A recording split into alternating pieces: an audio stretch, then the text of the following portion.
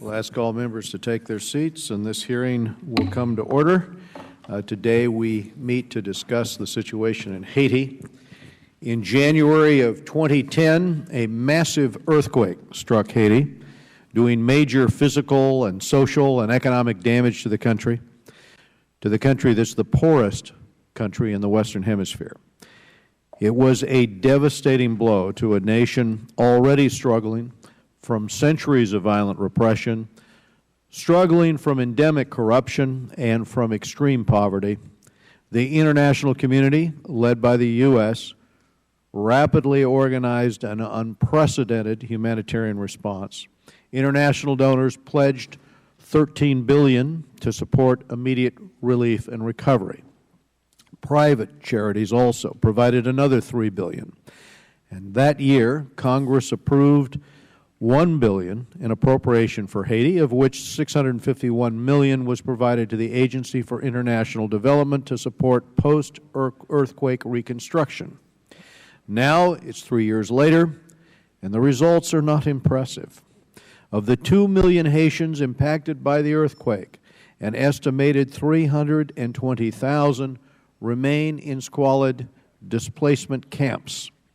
Efforts to provide permanent housing have been undermined by weak property rights.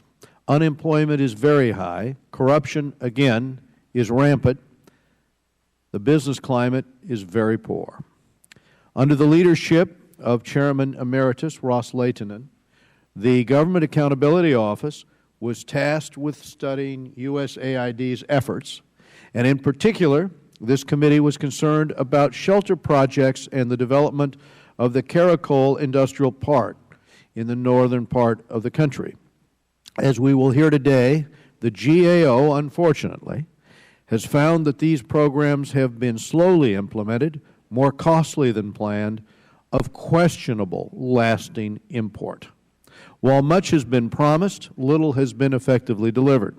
Following this discouraging report, the ranking member and I sent a bipartisan delegation of committee staff to Haiti to review the GAO's findings. And they were left asking some basic questions, and those questions are, why does USAID still lack an engineer for the proposed port in the Caracol Industrial Park? Question one. Question two, why did the U.S. set expectations for massive permanent housing projects in a country where the overwhelming majority of people do not have secure property rights to begin with? And number three, why aren't intended beneficiaries occupying the few housing units that have actually been built? Haiti has suffered too many natural disasters, but it's weak institutions and endemic corruption that perpetuate the poverty of the country. The World Bank has found that the chances of reducing poverty under these conditions, in the World Bank's estimate, approaches zero. The absence of a transparent, legally enforceable system of property rights, and Hernando de Soto has done a lot of work on this issue in Haiti, which would allow Haitians to secure and invest capital or open and expand a business, is debilitating. Without these basics, no level of assistance would put Haiti on the right economic path. The Haitian government's failure to hold long-delayed elections is also troubling. Fully one-third of the Senate in Haiti remains vacant, making a quorum difficult. Even worse, without elections, the President may end up governing by decree. I believe the Haitian people deserve better. I know American taxpayers deserve better. If aid is to continue, we need a viable partner in development, a viable partner there in democracy. And our ranking member, Elliot Engel, was instrumental in bringing this hearing together and also in helping organize the focus on Haiti. And I'm now going to turn to him for his opening remarks. Mr. Chairman, I'd like to begin. Mr. Chairman, I'd like to begin by thanking you for holding this hearing. I've been focused on U.S. policy towards Haiti for many years, and I sincerely appreciate your willingness to bring this issue before the full committee. The January 2010 earthquake in Haiti focused world attention on the plight of that country in a new and different way. The international community, and especially the United States, responded to the urgency and the sheer devastation with both generosity and determination. Our post-earthquake assistance in Haiti currently stands as one of the most significant U.S. aid commitments in the world. Even before the dust had settled from the aftermath of the earthquake, 150 donor countries and organizations rolled up their sleeves and, together with the government of Haiti, began to craft a rebuilding plan. All agreed that this plan would not be business as usual, and that it would seek to have a sustained and unprecedented impact on the future of Haiti. The U.S. piece of that plan, after 3+ years, is a central focus of this hearing. Pursuant to a request by me and Congresswoman Ileana Ross-Lehtinen, the GAO issued a report in June of this year that reached some troubling conclusions. This committee dispatched a staff delegation to Haiti last month to dig deeper into these issues and to help us set the stage for this hearing. The GAO report is the most recent official statement on United States assistance to Haiti. Today's hearing will provide GAO, state, and USAID an opportunity to update and clarify that information. I will leave it to the GAO witness to summarize the conclusions of their report. Suffice it to say that some of their findings came as a surprise to many of us in Congress, and it gave rise to some tough questions. For example, the number of houses to be built with U.S. assistance dropped from roughly 15,000 to 2,649. The estimated number of beneficiaries declined from roughly 80,000 to approximately 14,000. A back-of-the-envelope calculation tells us that the costs per unit have doubled and sometimes tripled. We now know that the Haitian government prevailed upon U.S. officials to build bigger and better housing. The problem, of course, is that this benefited a much smaller pool of people. Even though this represented a dramatic change in the terms of reference for the expenditure of these funds, Congress was not consulted about the decision. Had we been consulted, would we have gone ahead with that plan? Who knows? And was it a good decision to devote a third or more of earthquake reconstruction funding to an industrial park, a power plant to run it, and possibly a new port to service it in a part of the country that was largely unaffected by the earthquake? In terms of process, the GAO report pointed out that the administration has not always provided sufficiently detailed information that Congress needs to assess and evaluate our Haiti programs. It is my hope that greater transparency in the administration's execution of these programs for us and for the Haitian people is among the changes that result from this oversight effort. I will be submitting a series of questions for the record to begin to rebuild the reservoir of information on our Haiti programs. In addition, we may call upon the GAO to conduct an additional study regarding our Haiti assistance. Finally, we may look at streamlined reporting to Congress, such as that included in H.R. 1749, the Assessing Progress in Haiti Act, introduced by Rep. Barbara Lee, and let me say I'm glad that our colleague is here today with us. Another issue I hope we can focus on today relates to how we partner with NGOs and the Haitian government on these programs. On their recent trip, committee staff learned that Haitian officials consistently express concern that U.S. aid largely circumvents the Haitian government. Some say Haiti has become a republic of NGOs.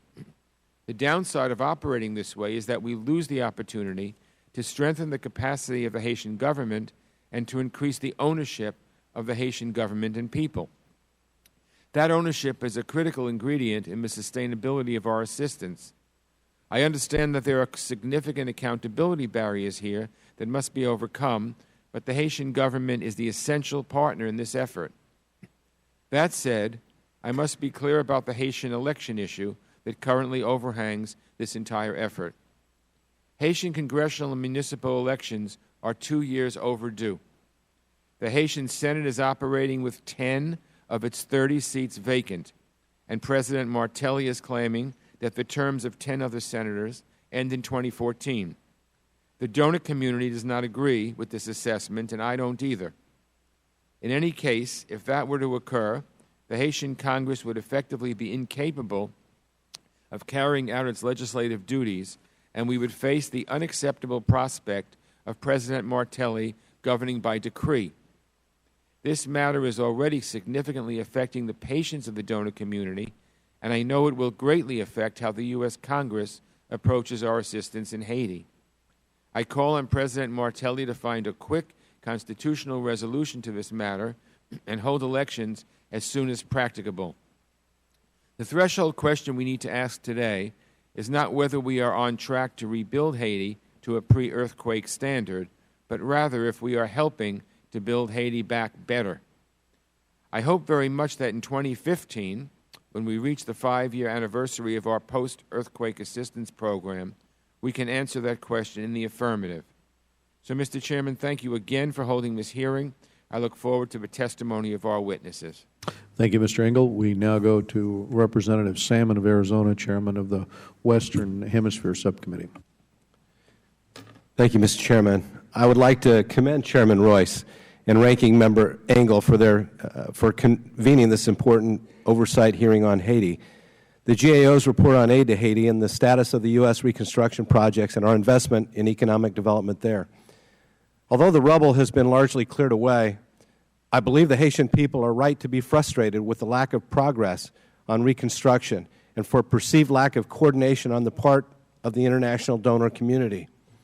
The GAO's report was critical in many respects when it comes to USAID, overpromising and under-delivering on many fronts, and we're here today to try to find out why.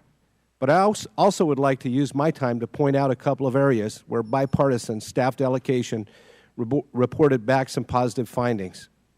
In particular, I was told that some specific projects regarding USAID partnering with the government of Haiti to provide health care services in underserved rural areas seem to be working quite well.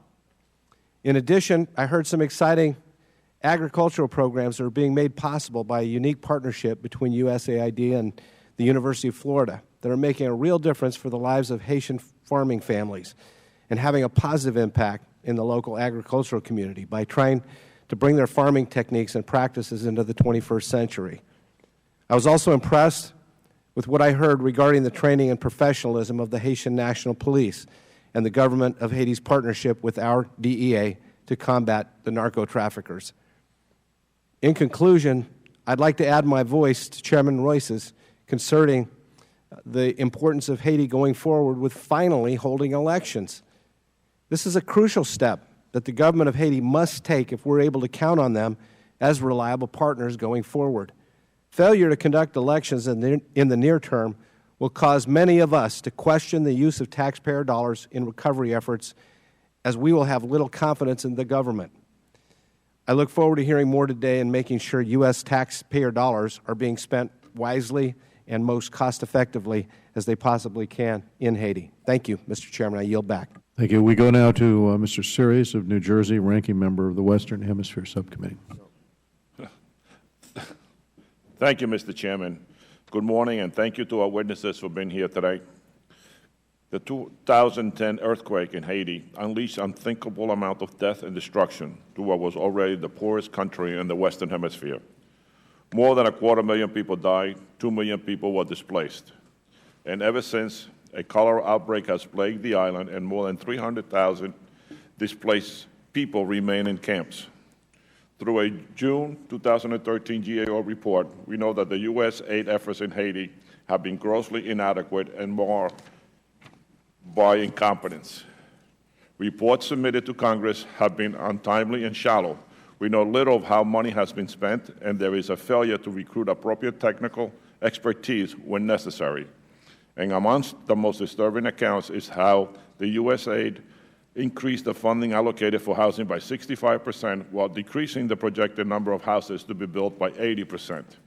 I understand the post-earthquake environment was chaotic and that the Haitian government has not been entirely cooperative at times. Nonetheless, these lapses are unacceptable. U.S. aid efforts are an effective and critical component of our foreign policy. However, the accounts outlined by the GAO report undercut these efforts and overshadow our goodwill. At a time when the Congress is deadlocked over funding the government, our U.S. agencies must do better. Thank you. Thank you. This morning we are going to hear first from Dr. David Gutnick, Director of International Affairs and Trade at the Government Accountability Office. He's been in that position since 2011. Although not a common committee practice, Dr. Gutnick will be followed by a second distinguished panel consisting of representatives from the Department of State and from USAID. Earlier this year, GAO issued a critical report of the administration's efforts, and I think the format of allowing the GAO to testify first is going to give members an opportunity to fully understand the GAO's findings before asking questions of the administration. So, without objection, the witness's full prepared statement will be made part of the record. Members here will have 5 days to submit statements or questions or extraneous materials for the record. And we'll now ask Mr. Gutnick to summarize his statements. And you have 5 minutes, Mr. Gutnick. Thank you, Mr. Chairman. Mr. Chairman and members of the committee, thank you for inviting GAO to participate in this hearing. As you indicated, Mr. Chairman, today, more than 3 years after the earthquake, nearly 300,000 Haitians remain in temporary shelter, and nearly 80% of the population lives in poverty. Roughly 6 months after the earthquake, Congress provided more than $1.1 billion in a supplemental appropriation for Haiti's reconstruction. USAID is responsible for the single largest share, directly implementing $651 million of this amount. As of June 2013, AID had obligated just over half and dispersed about 1/3 of this funding. My statement today updates GAO's recent report on 2 of AID's key activities. First, the construction of the power plant and port to support a new industrial park known by its acronym CIP in northern Haiti. And second, construction of permanent housing in and around Port-au-Prince, St. Marc, and Cape Haitian, 3 designated development corridors. Regarding the industrial park, 1 year after the earthquake, the U.S. and Haitian governments, the Inter-American Development Bank, and a South Korean garment maker entered into a public-private partnership for development of the CIP. Specifically, the bank was to provide funding to the Haitian government to construct the park complex. The U.S. government would build the power plant, contribute to building a nearby port, and support construction of 5,000 housing units near the industrial park. And the Korean firm would be the anchor tenant with plans to hire 20,000 Haitian workers. AID did complete the initial phase of the power plant in time to supply the first CIP tenant with electricity, and as of last month, 1,500 workers are employed at the park. AID has funding to cover operation and maintenance for 3 years, expand the distribution of power, add solar energy, and increase the plant's generating capacity. However, port construction is delayed about 2 years from its original plan. In addition, funding for the port is insufficient to cover most of the projected costs, and it's unclear whether the Haitian government will find a private sector partner willing to co-finance all phases of the project as originally envisioned. The lack of a port engineer at AID's Haiti mission is an important factor in these planning challenges. After 2 unsuccessful efforts to recruit a qualified engineer, AID is now working with the U.S. Army Corps for this expertise. Turning to the permanent housing, AID's new settlements program is a response to the severe post-earthquake housing shortage and supports the Haitian government's goal of expanding economic activity in areas outside Port-au-Prince. However, AID's original housing numbers and cost estimates for both site development and home building proved to be optimistic.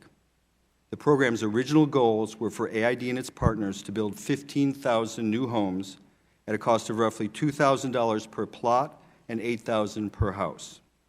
However, the program is now projected to complete less than 20% of the originally planned homes, and costs to date are about $10,000 per plot and over $24,000 per house. These shortfalls are due to a number of factors. In particular, the initial cost estimates use inaccurate comparisons to earlier projects and did not take into account the level of site infrastructure that aid is designed and built into these sites. To a lesser extent, the Haitian government's request for larger and improved houses also increased costs. Problems securing land title and donor coordination also delayed construction. Most of this housing will be located near the industrial park, with only 15% located in the earthquake-affected area. The residents at the first site have just started moving in, and AID is working to address sustainability risks, such as affordability and community development. However, funding for these efforts is limited. GAO's recent report recommended that AID hire a port engineer and provide timely community support mechanisms for each new settlement. AID agreed with both recommendations, and we will monitor their progress in this regard. Mr. Chairman, this completes my remarks. I'm happy to answer your questions. One of the questions I would like to ask you is, how big a factor was the USAID's inability in this case to secure land titles in moving forward? And I see the project was delayed by 2 years. And knowing what we know about property rights in Haiti and some of the past discussions we've had about this issue, were the goals realistic given the morass of inability to a fixed title and so forth? Right. I think there's no question that land titling and land ownership in Haiti is at best arcane, historically a paper record system at most, that many of the archives that did contain what existed of property records were damaged or destroyed in the earthquake. It's worth recognizing that most of the government's structures were literally collapsed in Port-au-Prince after the earthquake. 17% of the Haitian government civil servants were killed in the earthquake, and probably a third were subsequently displaced or left their positions.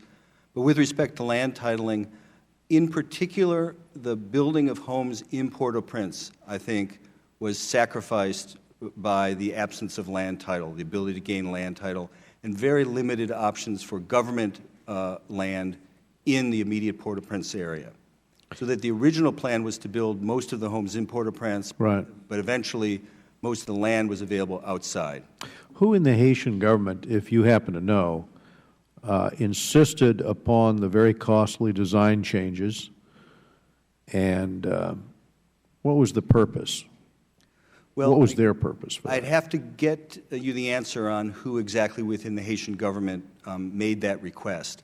I do know that it came at the ministry level from the Haitian government, and that the interest was for larger homes and to include indoor plumbing, so that these would be exceptional homes by Haitian standards without question. At this point, they're built at approximately 450 square feet, and they are excellent homes that are built to a very high standard. Reportedly, a few Haitian senators decided they were not getting a big enough, I guess kickback would be the word to use here, on construction in their districts. And so they insisted upon costly design changes. You never know when you're reading these accounts or hearing these accounts what is behind a delay like this. But the argument was that those changes could not be justified. And the question, of course, would be, did USAID roll over in a situation like this and finally concur in order to move forward with something that seriously, on the face of it, couldn't be justified? And that speaks to the broader issue of the endemic corruption and the exposure of U.S. assistance to waste and fraud and abuse in a situation like this, and indeed what can be done to counter these types of circumstances where something goes on years longer, Dr. Goodnick, than had been intended You look at the cost overruns.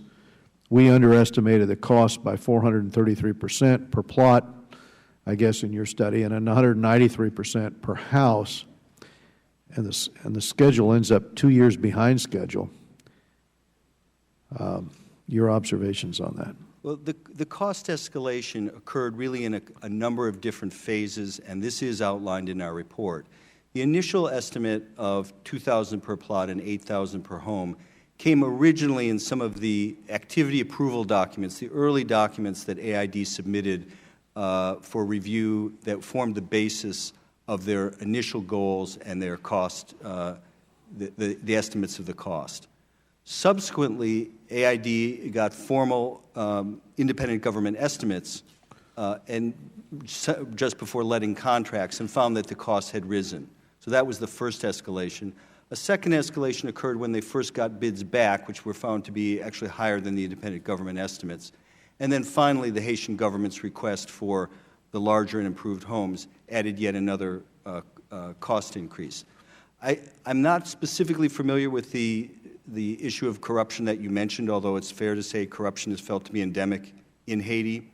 I will say that one of the features of the rising costs would be the interest in using local building materials. I know that AID would have wanted to use local building materials, but for example, with respect to concrete, when some testing was done, it was found to be inadequate and would not have proved to be a sufficient home. I understand. We'll go now to our ranking member, Mr. Engel from New York. Thank you. Thank you very much, Mr. Chairman. In your report, you said that USAID and state did not brief Congress adequately. What specifically should or could be done about this? Right. Our report cited the directive in the supplemental appropriations, in the Senate report to the supplemental appropriations, which directed state to provide reports to the appropriations committees and to the Congress broadly every 6 months for the first 2 years of the supplemental. What we did is we went back and looked at those reports and studied the extent to which those reports fully complied with the various directives, and found that the reports were somewhat limited at times in their candor and in their thoroughness about the progress and the challenges that were being faced by the reconstruction effort. I think it's fair to say that from state and aid's point of view, in addition to those reports, they would willingly come up here and provide information at the request of various members and committees, and had briefed on the Hill numerous times. That said, we felt that the reinstitution of the reporting requirement would assist Congress in its oversight. Thank you.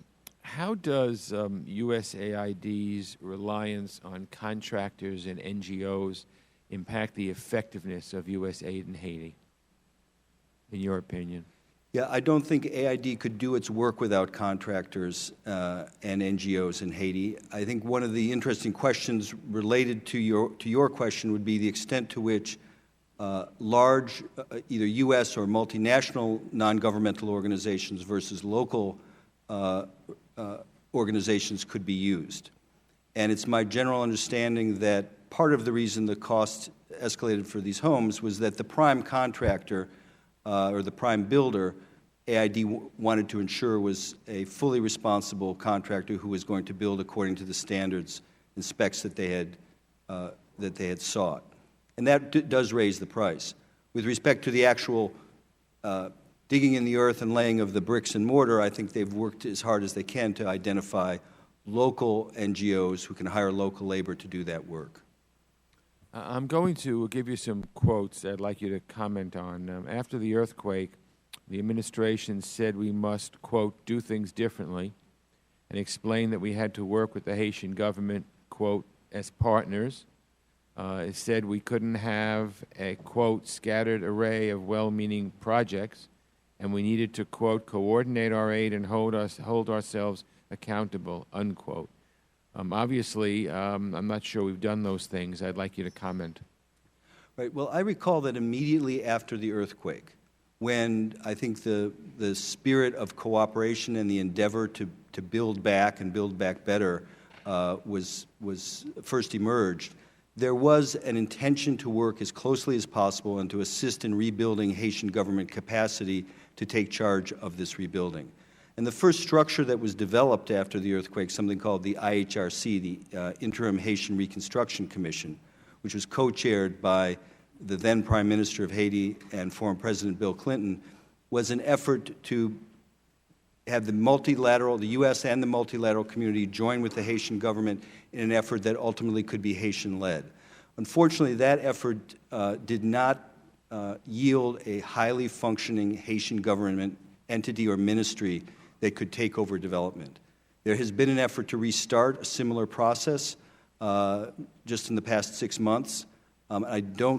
State Department may be able to give you additional information. I don't believe it is proceeded particularly far at this point.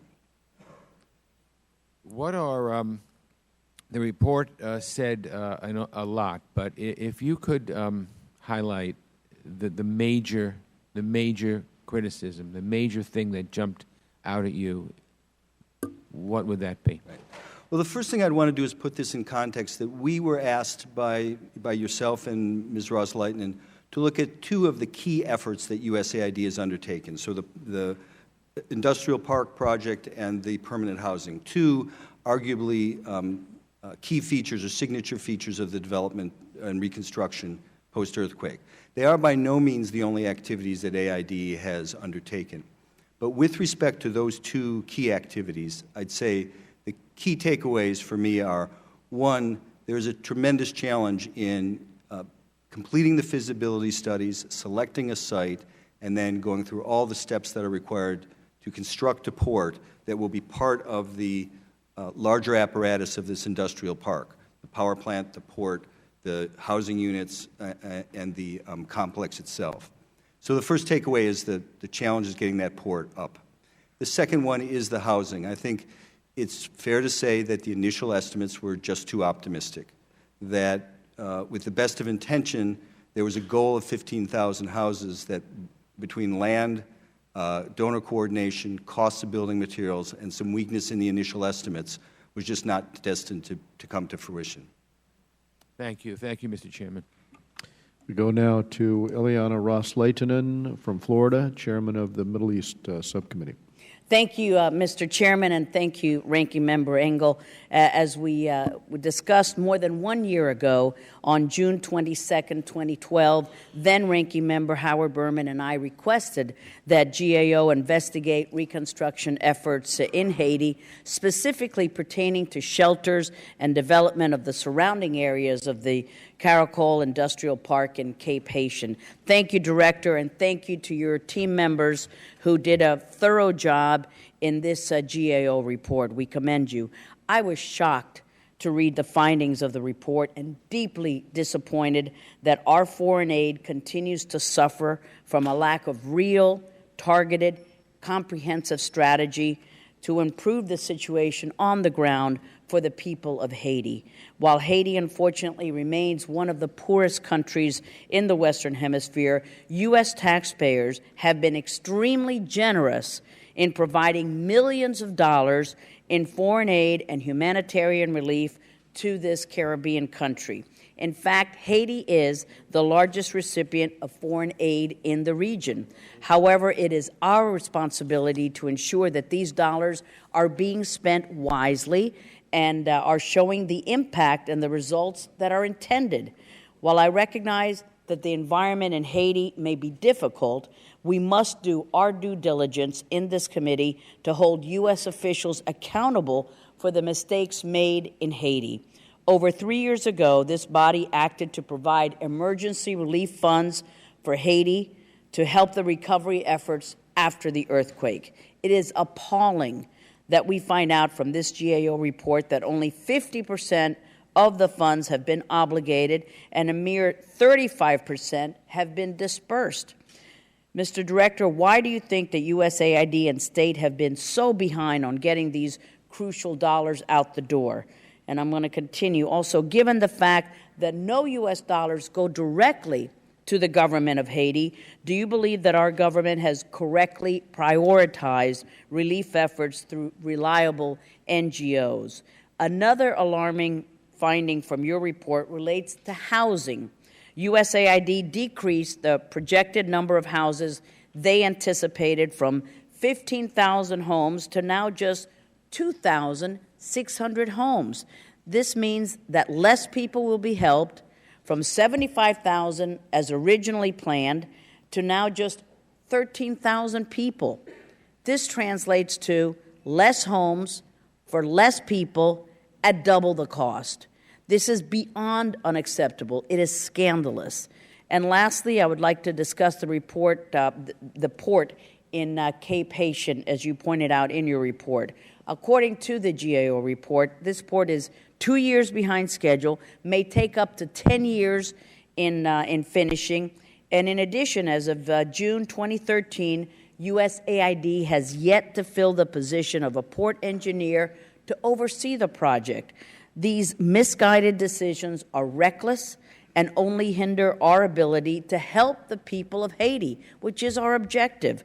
Let me be clear, USAID does not have the expertise, the knowledge, or the background to build this port. Mr. Director, do you agree with this assessment? To your knowledge, has USAID ever built a port to this scale in the past and been successful? Thank you, Congresswoman. Let me take a couple different parts of that. I have one figure that I think will perhaps speak to the obligations and disbursements. It's the other one. Because you mentioned, Ms. Rosleitner, that only 50% had been obligated and one-third dispersed. This is a graphic that shows the timeline of the supplemental and the obligations and disbursements. So on the horizontal axis, you see time, and on the vertical axis, you see percent disbursed. Way to the left, you can see the January 2010 earthquake. Somewhat to the right, you see the timing of the supplemental. Then what you see is the slow curve upward of obligations and expenditures. And a couple of things to remark about that. Money did not start to flow for about 1 year because there was some time that was invested in planning and building programs on the ground. And then what you see is a steady curve upward over the ensuing 3 years now since the supplemental. At 35% dispersed at 3 years, I would say that a project like this, AID would probably typically think of a 5-year course for disbursement. And so I would think they'd want to see that curve bend upward somewhat, but they are on a trajectory where if on some of these larger capital projects, outlays increase towards the latter part of the project, that they would be able to meet a large percentage of the spending within 5 years. So that would be a perspective on the obligations and disbursements. You asked a number of other things. Let me mention the knowledge on the ports. You are correct that to the best of our research, and I think AID concurred, they've not built a port of this magnitude for many decades. And they did seek the expertise of a port engineer. What I think you will hear from them is that the challenge is recruiting a highly qualified individual to come and live and work in this environment. They had 2 solicitations they were unable to fill with a qualified person. It may have taken them a couple years to sort that out. At a point here... Thank you. I'm sorry I'm out of time, and I like to be cognizant of that. Thank you, Mr. Chairman, for your generosity. Thank you, sir, again, for an excellent report. We want to help. Thank you. We really do. Mr. Gregory Meeks, New York. Thank you, Mr. Chairman. Let me ask, in listening to your testimony, it seems as though one of the big mistakes that were made early on is the estimates that were done on the cost to build the homes and the cost of the port, et cetera. Did your study tell us how was that so wrong? Because that seems to be causing a lot of the problems today because where we started in the beginning as far as the estimates. How did we go so wrong with the estimates? Could you give us a... Right, I think it's very clear with respect to the housing that the initial estimates were based on homes that had been built in Haiti prior to the earthquake, in part, and that those estimates, while they would have formed a reasonable basis for comparison, were probably used more directly than they ought to have been to estimate the price of a home. Secondly, I think AID, as it proceeded through its design, did not anticipate the cost that would be incurred to build the site to the specs that they've achieved. So if you think about the complex of homes, they're building roads, retaining walls, putting in electricity, putting in a form of a sewage system, putting in streetlights, putting in walkways and the like. And that level of infrastructure to build a community from a greenfield, essentially, I think was an underestimation of the costs. Now, and just, that was the other questions I had was the infrastructure itself. Because when I hear that there was a question from the government in regards to indoor plumbing as opposed to outdoor plumbing, etc., seems to me all of that should have been done in the infrastructure. Because in my mind, in 2013, the best way to do something is to have indoor plumbing so that you could have a sewer system. That should have been computed in an estimate in doing infrastructure, and then the coordination of the funds. Because when you have between the Haiti Construction Fund, the USAID money, and then I don't know, CAED, who I don't know whether they're coordinated, any of that coordination, so that that then gives you, I would think, a better idea of what you're doing and how much it costs. How did that coordination go, and why then, at the beginning stages, we were not looking at indoor plumbing as opposed to just having, I can't even imagine to say having outhouses or in 2013. Right. I'll be honest with you, Mr. Meeks, it's not entirely clear to me exactly how the request for indoor plumbing, where it came from in the Haitian government, how it was processed by the U.S. government, and how the U.S. government how AID came to the decisions to respond to that. That we simply report as having happened. It's a bit of a black box. I think AID, I'm sure, in state can answer that for you. I'd also be happy to try to look into that on your behalf and get you an answer. I think it's fair to say that the Haitian government asked and we agreed to have this improvement built into the structures. Let me also ask, I was just looking at what your recommendations were, and I think, I don't know if you had a chance to answer Ms. Ross Layton's question, but it says the GAO recommends that hire a port engineer to oversee port planning and construction. Has that been done? Right. At the time we issued our report, the AID issued its second solicitation for a port engineer, roughly timed with the issuance of our report. So they agreed with our recommendation. They indeed proceeded with a recruitment effort. That recruitment effort, as I understand it, did not yield a qualified individual who was willing to move to Haiti under the circumstances of the job offer. And so they've reinvested, I think, in working with federal government agencies, particularly U.S. Army Corps of Engineers, who have that expertise. So then basically saying that we could not find that person, so you go on to plan B, since that person couldn't find it. I think that's fair characterization. Okay. And second, it says provide timely community support mechanisms for each new settlement to help ensure sustainability of its permanent housing program. Has that been done? Right. A little context on that. If you think about taking a greenfield and converting that into hundreds of homes and then identifying beneficiaries and providing them with that housing, particularly where employment opportunities may not be entirely proximate to the housing development, there are a range of community development challenges that emerge. First of all, how do individuals pay the rent? What kinds of rent are required? Are they building towards ownership? Who runs this community? Who's the community? Where's the community leadership? Where's community structure? What are some of the rules? And AID had funded efforts to obtain services, expertise, basically, to allow communities to help communities build that kind of expertise. That has been made available to some of the early communities, but we have not been given certainty that there's funding to do that in each of the communities that's to be built. We think that's important, and it will enhance the sustainability of these communities that are being developed. Thank you. We go now to Mr. Dana Rohrbacher, Subcommittee Chairman for the European Subcommittee. Euro-Asian and emerging threats. That's the exact. That's the full title. There it is. You've got 5 minutes there, Chairman. Thank you very much, Mr. Chairman. I think that when we are coming to grips with, here in the United States, with our ever-increasing debt that is, as we all realize, is unsustainable for our own economy.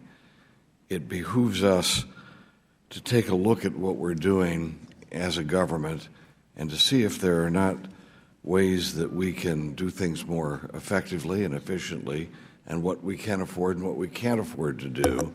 And that in particular deals with how we are dealing with exactly the situations that we are examining today in terms of our assistance to other countries.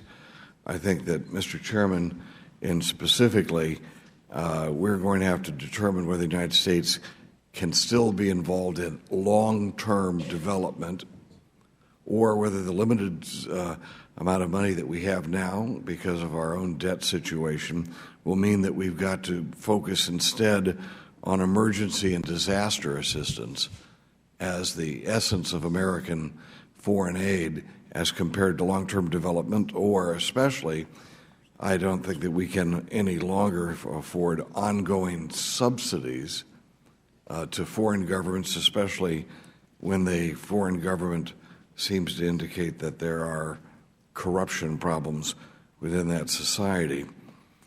First of all, specifically, the homes that were being built that we're talking about here in Haiti, are they owned by the occupants of the house? It's a good question. What my understanding is, the way this will work is, as beneficiaries move in, they will be paying, and I think the first settlement's approximately $35 per month. To whom? To the Haitian government. To the Haitian government. I would actually want to make sure I'm correct. Yes, to the Haitian government. And what that will do is that will build towards ownership of the home. Because it's government land, they will not in the end own the land, but they will own their home. So essentially they're paying a mortgage. So we're setting these people up. They don't really own the home until they've made their payments. The Haitian government may end up owning the homes. Well, the homes were built on Haitian government land. Universally, the permanent shelter that's being constructed is, in the end of the day, on Haitian government land. The U.S. government is the donor of this effort, and I would defer to my colleagues at State and Aid. But sounds like we've set up another scenario of corruption there, to be frank. And it's one thing for us to have come into this project at all. We should have expected the Haitian government, Mr. Chairman, we should have expected the Haitian government to donate the land to whoever occupied the house, rather than leave whatever petty bureaucrats in that country who rape their own people with that kind of power over a project that we are financing. Anyway, that sounds like something we need to pay attention to.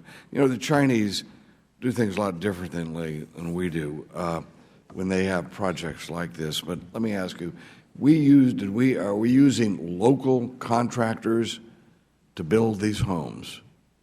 We're using a range of partners that are primarily larger NGOs or, in some cases, multilateral institutions that have the capacity to perform as the prime contractor. In turn, it's my understanding that a lot of the actual labor is being conducted by Haitians. Okay, so we're giving money to an organization that then doles it out to build the homes that then actually the Haitian government ends up controlling. The Chinese, by the way, just so you'll know, I'm sure you already are aware of this, they come in, they don't do that. What they do is they bring in their own workers, their own people, and when they build a project, and then they leave the project. They say, here are the homes. This is what we're giving you. But they are not deeply involved with the murky business of doing business in a third world country where there is so much corruption, and so much of the money then is wasted through corruption.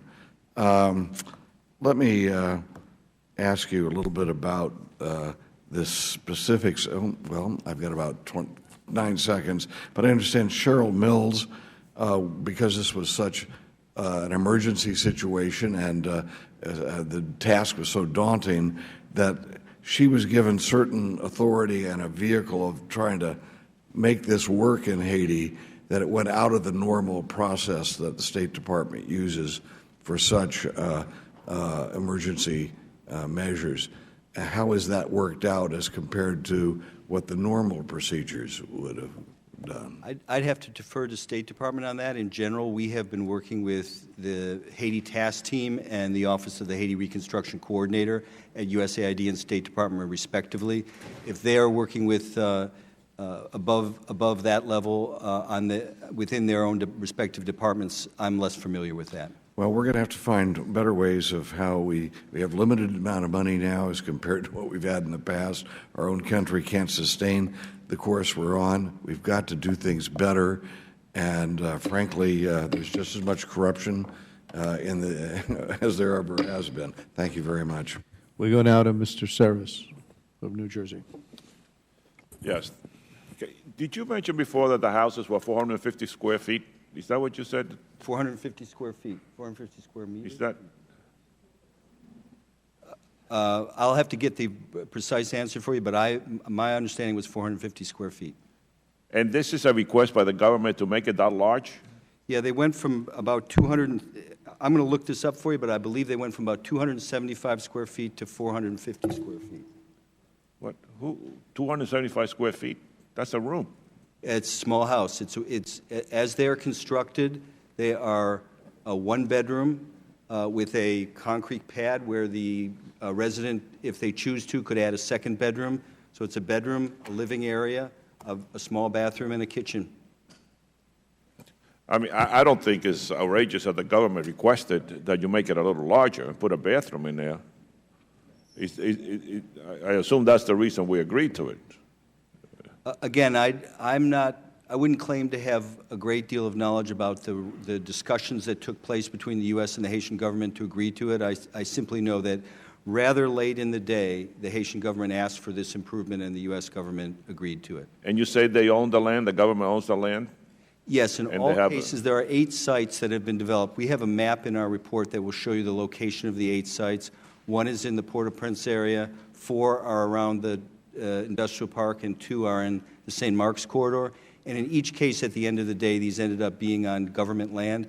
Initially, AID had hoped to work with private entities who would donate the land. Part of their, maybe a large landholder would donate something in exchange for enhanced value of their own land and the like. That is my understanding is that at the end of the day did not work out. Do you know if any homes have been built in where they would own the land? The homes are all being built on government property, and as I indicated, they will pay a form of rent where after a period of time they will own the home. They will not own the land. I think my understanding is that between the U.S. and the Haitians, there's been some assurances that given the vagaries of land ownership and title in this country, that the homeowners have been assured that when they pay their mortgage, if you will, and ultimately own that house, that they will have a secure title to their home. And the land? To the best of my understanding, not the land. That's correct. So no matter what you paid, you still don't own the land that you're there? You don't own the land. You don't own the land. You own the house. So if the government ever wanted to do anything and take the land, they could basically remove these people. Right. It's fair to say that the vast majority of Haitians, certainly in Port-au-Prince, do not own, even if they own their home, they don't necessarily own the land. If they're a tenant, they don't necessarily, their landlord, him or herself, doesn't necessarily own the land. Land ownership is obscure, I'd say, in much of Haiti. Can you talk a little bit why you think there was so much delays in the reports and the omissions in the report? Is it because maybe we just didn't do it right, or the government is not a good partnership in this process? With respect to the 6-monthly reporting requirement that the State Department had, I think it's fair to say that the reports emphasized the more positive aspects of the development, the reconstruction effort, and that we felt that additional candor about problems and challenges would give them a more rich context and more accurate view of what was taking place. Do you know if the government is a partner or an obstructionist in all this? The Haitian government? Yes. I would let, again, Aiden, I would defer to Aiden State on that. You take the fifth? Okay. Thank you, Mr. Chairman. Thank you. Mr. Gutnick, according to your report, USAID will build only 2,649 of the 15,000 houses originally. And I'm just wondering, is this an acceptable outcome? I've heard all the other folks talk about, why we've had the mistakes in projections and everything, but realistically, could this have been avoided? I think it's regrettable that the goal will not be achieved or anything like the original goal. I think when you step back from the question of permanent housing, it might be also useful to look at some of the efforts regarding the severe housing shortage, indeed the disaster around housing that occurred after the earthquake. So that in the immediate aftermath, there were a range of efforts, some of which the U.S. government took the lead on, some of which they were participant in, anything from simply removing rubble to getting some of the initial temporary shelter in the camps established, to getting basic safety and sanitation in some of the camps, to some of the transitional housing structures that were built, some of the damage assessment in Port-au-Prince that was done. So these are housing-related activities where I think it's fair to say the U.S. government played a key role and did achieve some very positive results. With respect to the permanent housing, there's been some real shortcomings in what they hope to achieve and what they've achieved. Also, USAID has committed $170.3 million to construct a power plant and a port to support the newly developed Caracol Industrial Park. And according to a recent USAID feasibility study, the park port will cost anywhere between $117 million and $189 million, more than the $68.1 million USAID planned to invest. Is it likely that the Haitian government or private sector investors will ever cover the shortfall? And what happens if USAID can't get the additional investment? Would it have been wise to secure funding agreements prior to construction? And then finally, USAID has informed the committee it plans to hire a port engineering expert by the end of this year. I heard you talk about the fact that they haven't had any responses yet, but even if they do get that engineer, would that alone be sufficient to cure the problems they're facing, and what else should be done? Right. With respect to the shortfall on the funding of the port, I think it's important to recognize that AID's investment was not intended to be the entire investment required to build and operate this port. The port has been envisioned as a four-phased project. And right now, AID's $60-some million that remains in that sector will cover the majority, but I don't believe all of Phase 1. AID, I believe, hopes that Phase 1 would be enough to get the port up and running, although it would not have the full capacities, obviously, of the completed construction over the four phases. For the four phases, there's a significant shortfall, and the effort is to identify someone in the private sector who will invest in the building of the port and then obtain a concession for the running of the port and thus recoup some of their investment. I wouldn't say I'm the best person to have the most expertise to answer that. I'd say that it would be a large investment, and the private partner would need a concession at the port that was sufficient to recoup their investment, and that's a private sector calculation I can't do for you. With that kind of a shortfall, would it be prudent of us maybe to hold back on that money until there is a successful game plan? Well, I think there's some degree to which the port, the power plant, the housing, and the industrial park are interdependent. That's not specifically to say that without the port, the other parts of that larger project couldn't survive, but it certainly is standard economic logic to suggest that that port will reduce the transportation costs for the industrial park, allowing them to expand, hire more folks, more wages that will support housing, more use of the power plant and payment for the utilities that the power plant provides. And so there's some synergy to these projects that I think would make it a greater challenge for the larger project to succeed without the port. I guess what I was trying to get at, though, is does it make sense if it's going to be that much of a shortfall? Would you recommend that we don't spend that $68 million and build something that may not be able to be completed? We've not made that recommendation. We have made no recommendation to halt funding or otherwise withdraw funding. I would say that AID has already invested a couple years in feasibility, is continuing to invest in feasibility, and has real plans to move forward. Mr. Connolly. Actually, Mr. Chairman, I would be glad to defer to Mrs. Bass. Thank you very much, Mr. Connolly. I have a couple of categories of questions I wanted to ask you about. One is Feed the Future and the status of Feed the Future. But before that, I wanted to understand more about the contractors that are used, and not necessarily for building the port, but all of the other projects that are going on. I think you said they're all NGOs?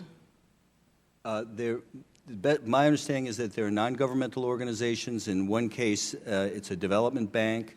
There are other large actors who are involved in the prime contracting to build the homes. And how do we find the NGOs? You know, are they U.S.-based NGOs, international, Haitian? Well, the cost of this home is largely the cost that's the funds that are transferred to the builder. The builder then has outlays to achieve the project, and as an NGO is not anticipating meeting a profit, but providing the service. Right, and I'm just trying to get at understanding the vetting process and how we hold NGOs accountable, whether they're nonprofit or whether they're making profit. How do we recruit them, vet them, hold them accountable? Right, it's an important question, and I think it's a key priority for AID throughout its entire enterprise. And right. It's been a priority of the aid administrator to use local NGOs and improve capacity of local NGOs wherever possible. I think the challenge, which AID could speak to, is, just as you articulate, ensuring that you have a partner there who can act accountably with respect to the funding and also provide the service that you've asked them to provide. So from your point of view, though, in terms of the accountability and the vetting, you wouldn't know? Is that what you're saying? I know you're not U.S., I know you're not AID, but... Right. We have done a variety of studies at GAO and other parts of our portfolio where we've looked at AID's oversight of its grants and its contracts. And I think what we found is that there is this tension. When you're working with a U.S. NGO, you have an enhanced ability to ensure accountability. When you're working with a local NGO, you have the opportunity to improve local capacity. And this is a balance and progress that AID is trying to make with its USAID forward, but it faces real challenges in this regard. So challenges means there is a method of accountability, or? I'd say it's not a one-size-fits-all. You've got to look in a case-by-case. So if you look at Haiti, right. In particular, by and large, the prime recipient of funding has not been a local NGO. I can't say that without exception across all of the reconstruction effort. But with respect to the projects we're looking at, they have not gone directly to the Haitian civil society, public sector, or private sector to do this work. So who indirectly, they gone to? Haitian labor is contributing to the building. Got that. I understand that, and I think that's great. But who does the money go to?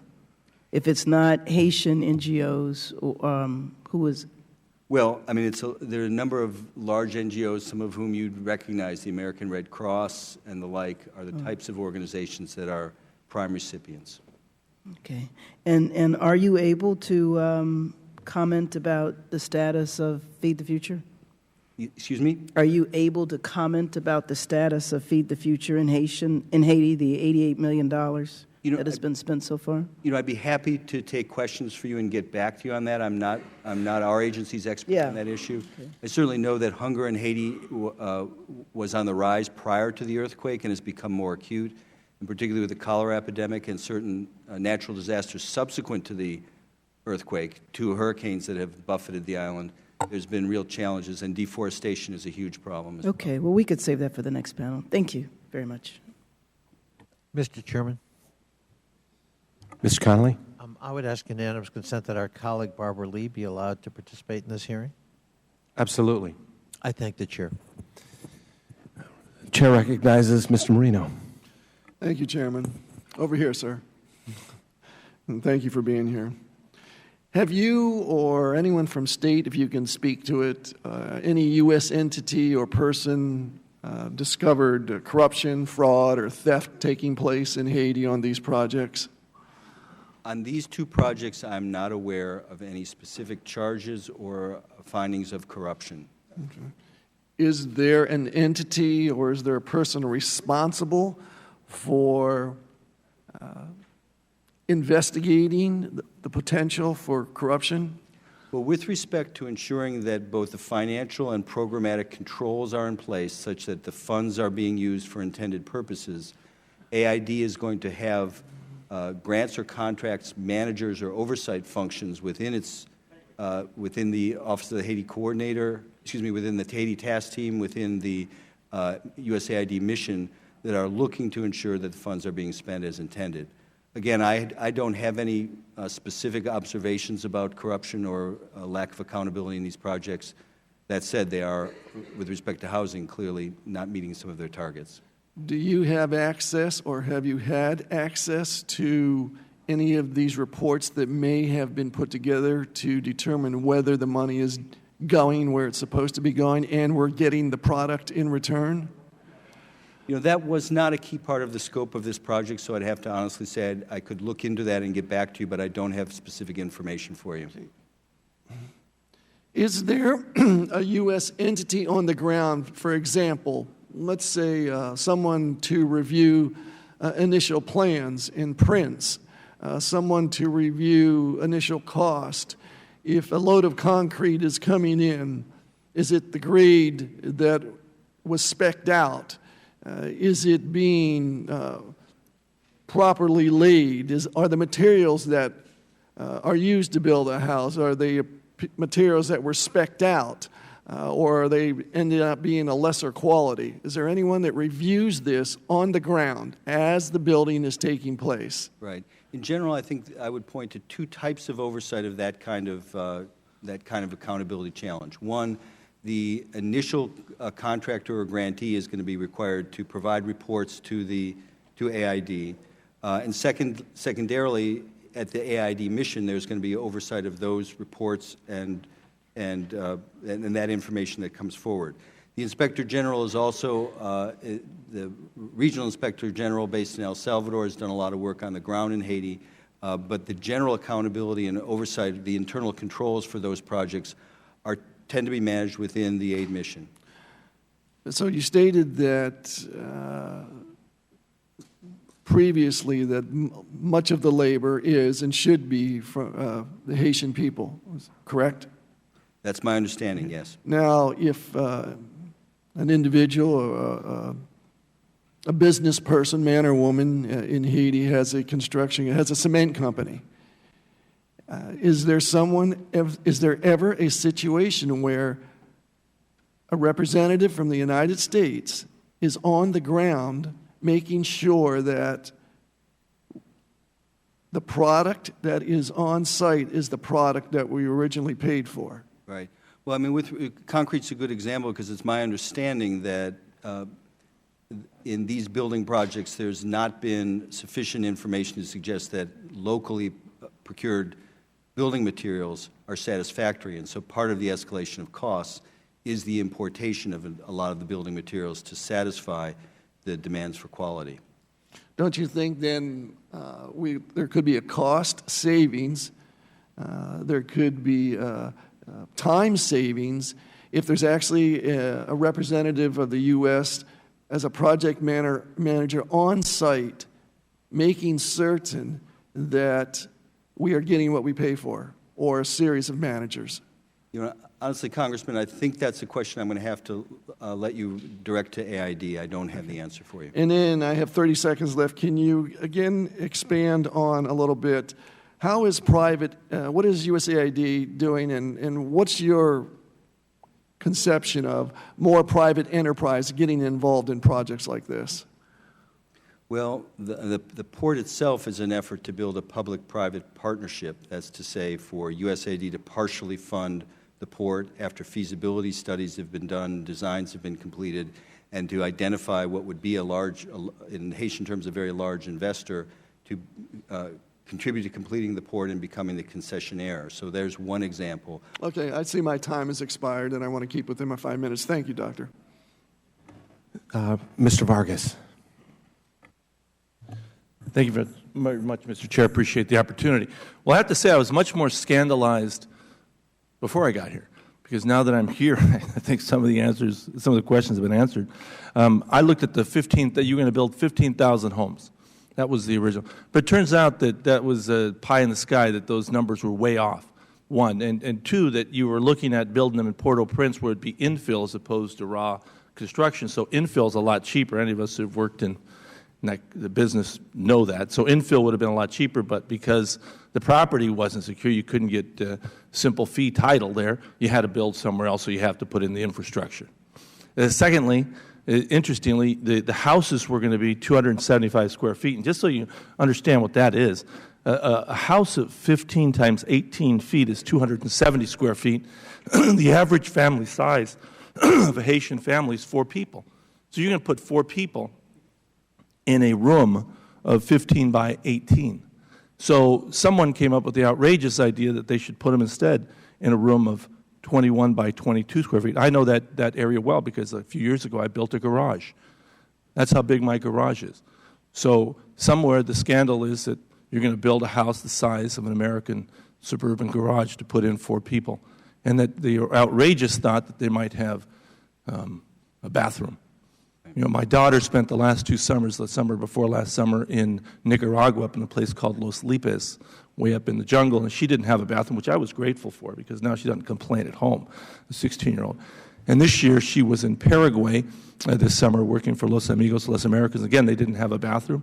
It was about 100 feet away, which again was fantastic because she does not complain at home again about any of the issues we have. But the notion that we couldn't build a bathroom for these people, I think, of course we should. You know, we're there to help. So, and the other thing I guess I was thinking was this. You know, this is a 7.0 quake that they had, and they lost, and go through the statistics, but they lost so many people. We had a 7.2 3 months later in Baja California, about 100 miles from my house. In fact, I thought it was the big one, and I grabbed my 6-year-old daughter and was running out the door because I thought, oh, hell, this is the big one. But it turns out it was 100 miles away. We had 4 people die, only 4 people. We had, some damage. We didn't have hundreds of thousands of people. We didn't have that kind of damage. So you don't want to build houses that are so cheap that they're going to fall down again. I mean, that'd be stupid. So we build these houses, little tiny ones. People get in there, they fall in them. Whose fault? It's our fault. So the scandal that I thought I was going to have and beat you up on, kind of got answered, just to be frank. So I guess I would just ask a little bit more about the issue of that port, because the home one kind of got answered for me. But the issue of the port, it is very difficult to build that kind of infrastructure. It is difficult to get an engineer there. How is that going to be worked out ultimately? Well, I think what AID is thinking at this point is there's an increased recognition that the time needed to design and build a port was larger than was originally put forward in the activity approval document and then the U.S. strategy. So I think there's been a rethink of just the time horizon that's necessary to do something of this scale. Okay, and the other thing I guess that I thought more money had actually been spent on the project. A lot of the money still haven't been spent, right? So, I mean, they still seem to have the ability to pay for these things, right? Well, some of the money that's projected to go into the port and some of the money that is going into this housing, the vast majority of it is from the supplemental. There are some funds that are being contributed from annual appropriations, ESF appropriations, that have plussed up some of these over time to ensure there's enough funds to do the work. Thank you. I yield back. Thank you, sir. Thank you. Mr. Weber. Thank you. Dr. Gutnick, you're the Director of International Affairs and Trade at the GAO. How many employees are in your particular department? The International Affairs and Trade team is about 120, 125. GAO-wide, we're with downsizing under 3,000 now. Well, I'm most interested in the department that has oversight of what we're discussing here today. 120 under your supervision? No, 120 in the group as a whole. We work in a matrixed effort and work with staff across a number of different engagements. Okay, and how about under your supervision? Well, to do this work, for instance, there would have been 3 or 4 of us over time. 3 or 4 of us over what time period? This work was done over the course of about a year, okay, but not by any means full-time by all of those individuals. Okay, so the Congress has appropriated this money. Are you telling me that 3 or 4 individuals are responsible for watching all that goes on over in Haiti as it relates to this project, if you will, this relief effort? No, I think we respond primarily to requests from committees of jurisdiction and also respond to mandates or directives that are put in legislation. So when the supplemental was established, we were asked to do work, and this is our 3rd report. In addition to GAO, you're going to have the Inspector General doing work based out of El Salvador, and then you're going to have the internal oversight of the program itself. So all in all, would you say there's 10 American, or I guess government employees watching this process, 20, 30? I'd have a hard time trying to put that kind of a number on it, sir. I'd say that there are different parts of the oversight community that are brought to bear on. So it's safe to say it would be a good move for us to try to get a particular number, somebody who has accountability and responsibility for oversight in its entirety. When you say the Inspector General from El Salvador, I'm looking at a map here, you can't help but notice that the Dominican Republic is immediately east of Haiti. You've got Puerto Rico, British Virgin Islands, Jamaica.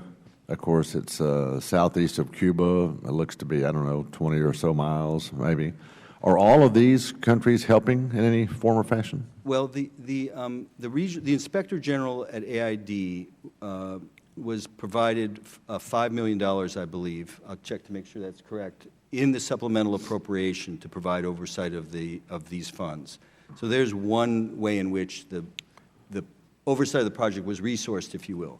GAO does not operate in quite the same way. We're not looking for a directed appropriation for a specific project. We operate with our annual appropriations to try to respond to congressional interest. Okay.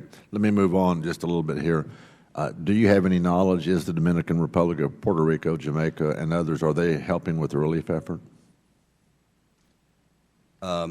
Many countries have been involved. I can speak to the largest donors. None of those, I think, fall within the very largest donors. Puerto Rico, obviously, part of it.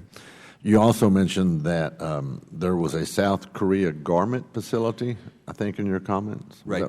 A very large South Korean firm was a key part of the public-private partnership that was the genesis of this industrial park. So, have they invested money?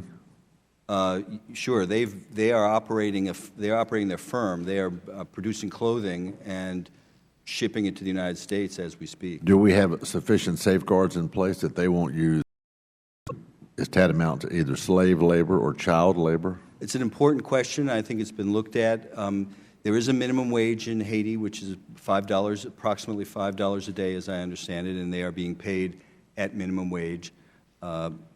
I can't speak directly, but I'm certainly aware through press and other sources that labor conditions are being observed and monitored. And then let me just comment on the 450 square foot homes. When I was in the Texas legislature, my wife and I are RVers, recreational vehicle owners, and we travel and camp. I have a 40-foot fifth wheel that's 8 feet wide. It's 320 square feet. It sleeps 12 people.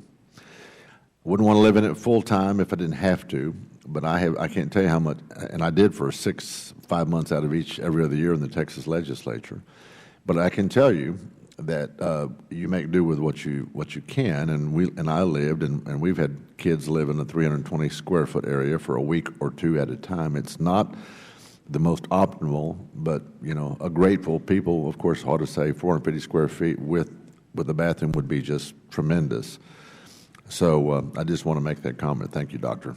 Right, and I would just add, for the record, that if you look at studies of the poor in Haiti, there are many studies that show that of those in extreme poverty in Port-au-Prince, the amount of square footage that you have to sleep, you may literally need to sleep in shifts because there isn't enough square footage for people to lie down. Yeah. Thank you very much. Mr. Barra. Thank you, Mr. Chairman. Thank you, Dr. Gutnick, for your testimony. Yeah, let me just look at some of the numbers.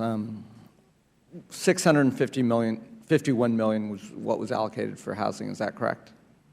$651 million was allocated across AID's entire portfolio in the supplemental appropriation. Okay, great. And the goal was 4,000 new homes, and then leverage that with 15,000 plots, and again leverage it for 11,000 additional homes. Correct. Is that correct? Is that correct? I found Mr. Vargas's comments actually very interesting. We're not talking about large dwellings. We're talking about, by U.S. standards, very small dwellings and very small shelter. But what worries me is, looking at our briefing materials, is it correct that 54% of the population lives on about $1 a day? Yeah, I think of it as 70+% live on $2 or less, so some subset of that is going to live on $1 a day. Okay. So it almost, again, as I'm thinking about it, and as we've questioned USAID and interacted with USAID, we're almost addressing issues at U.S. standards as opposed to looking at it in capacity building from Haitian standards. You just commented on the square footage that is available for a vast percentage of the population having to sleep in shifts. More a comment as opposed to a question. I just wonder if there's a better way to leverage the funds to impact a larger percentage of the population. And I'd be curious as to your thoughts. And it may be a question better for the USAID folks. Right. I would only comment that this is a population that's lived in deep and endemic poverty for many, many decades. And so how you reach a high percentage of those citizens with scarce dollars is probably the challenge that our development agencies struggle with every day. But we're talking about pretty large sums by Haitian standards, in terms of the amount of aid that was raised, and even the amount of dollars that Congress allocated.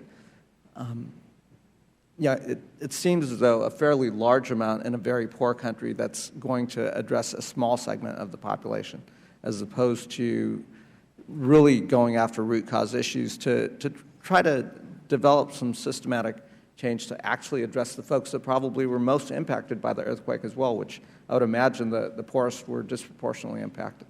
I think with respect to the housing, that's a very fair criticism that at the end of the day, a relatively small number of individuals will be beneficiaries.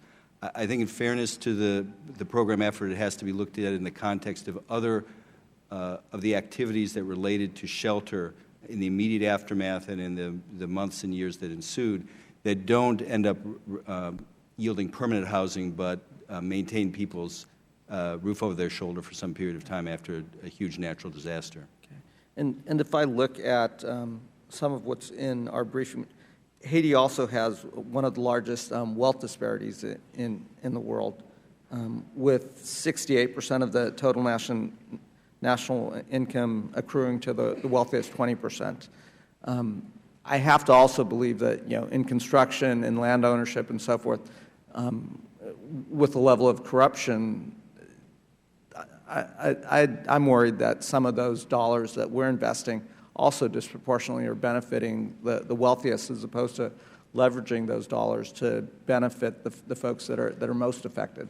Would that be a fair? Yes, Haiti, I think, is one of the most inequitable countries in the world, and there's plenty of academic literature to suggest that the more inequality, the harder it is to achieve development outcomes. So, I've got about 45 seconds left. One other thing, in a prior hearing in this full committee, in terms of promoting democracy, promoting fairness, one of our witnesses said one of the keys is land ownership, is property ownership, even if it's a small plot, to give you something and give you a stake in the game. And if I understand correctly, land ownership is very rare and property rights are very rare. That's correct in Haiti? Yes, I would characterize it as obscure and arcane, but I think it's fair to say that in many cases it's not clear who owns land that an individual or a group of individuals may be living on, and in all likelihood, with respect to being able to actually claim full title to land, it's a small number of large landholders. Right. So I would suggest, and I'm out of time, but one way to perhaps start fundamentally changing and putting in the seeds of democracy and stability would actually be looking at that rule of law and looking at that land ownership. We can't mandate that, but again, if there's a way that we can leverage our resources to try to put in some of that rule of law and some of those land ownerships, that's just a comment, not a question.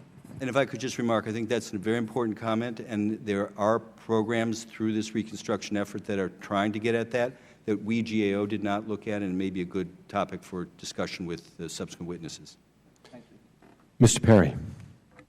Thank you, Mr. Chairman, and Dr. Goodnick, thanks for coming. I understand and recognize that you're not a representative of USAID, you're GAO, so this is frustrating to listen to, quite frankly, and I know you don't have all the answers, but you're the person in front of us right now. And being a proponent of foreign assistance, and we have a lot in America, so we have a lot of responsibility, and these folks are our neighbors, and we should help. But it's hard to advocate to my constituents, the taxpayers who are paying the bill, who are willingly paying the bill, but say, we want to get the most out of our dollar, and you're sending it here, and we're obviously not. And I wonder, what are the systems of accountability? I mean, I see this report from the GAO, the Government Accountability Office, and the answer is kind of like, well, more reporting to Congress will help. More reporting of bad information to Congress won't help. What will help is either the same amount of reporting, more reporting, or less reporting of good information, of things that happened where we got the most bang for the buck. But more reporting is not going to change that. We're just going to be unhappy with the results. So what are the current systems of accountability for the money that's being spent?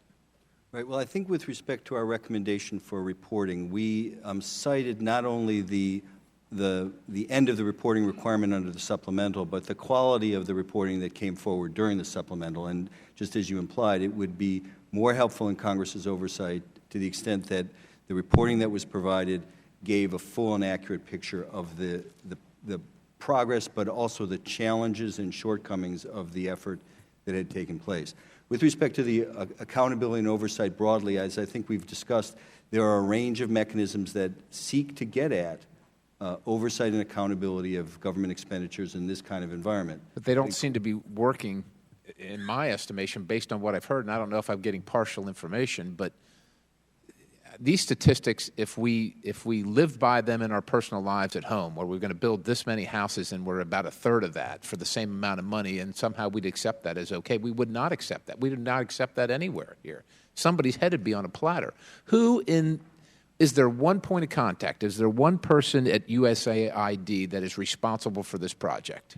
Who's at the top? I think that would be the Office of the Haiti Coordinator would be the first place you'd want to go.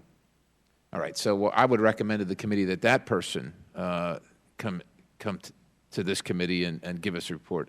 I think he's your next witness. Is he good? That'd be great. That'd be great. So get ready. I almost don't know where to start. I mean, it seems to me when you're living in a cardboard shack in a tropical country, having a 450-foot home, arguably it's probably a square cinder block or a concrete structure with a roof over the top of it, maybe a window, a couple windows, and a door.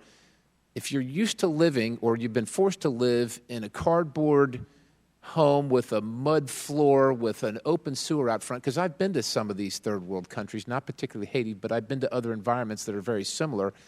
It's a great step up to move into 450 square feet of concrete enclosed, roof-covered domicile where you can not be subject to the bugs and the environment, and you can move on with the rest of your life. And it seems to me that that should have been our primary focus. And if I found a contractor in my own hometown and said, I want to build a development of X amount of houses, they would know immediately. This is open ground. We're not talking about tearing down the city and building new. We're talking about an open field. We just start digging and putting stuff in. You don't need a sidewalk the first day. You don't need running water the first day.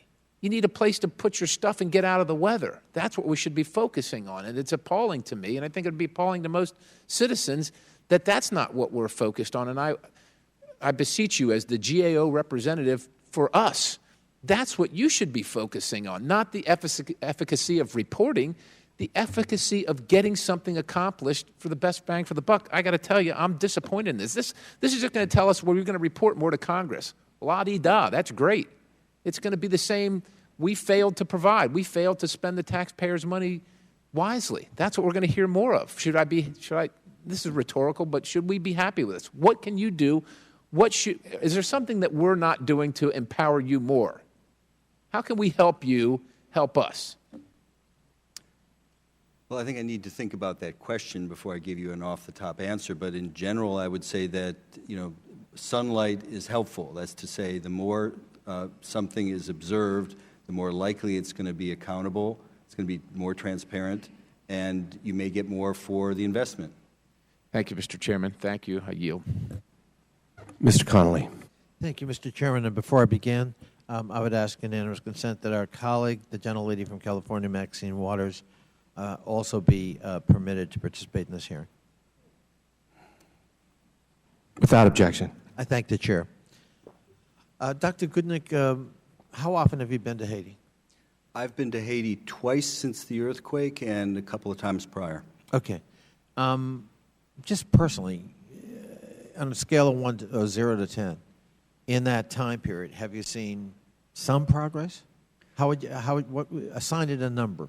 Well, the first time after the earthquake that I visited Haiti was about 6 months, right about the time of the supplemental appropriation, just after. And what you saw at that point in time was, in Port-au-Prince, rubble that had been only partially removed. So the challenge of removing the rubble, I think, is something I could not have envisioned until I was there 6 months later and then observed the scale of rubble that still existed, where main thoroughfares were a maze trying to get around piles of rubble that hadn't literally been removed but had just been moved. And rubble was not simply removed but was moved from place to place before it could be ultimately removed to its final location. And to what do you ascribe that? I mean, there have been other disasters. The tsunami, for example, almost a decade ago, devastating parts of Sri Lanka, Indonesia, and that corner of the world, and yet recovery certainly, rubble was removed. I guess I'd say the density of the infrastructure in Port-au-Prince, the quality of the infrastructure in Port-au-Prince,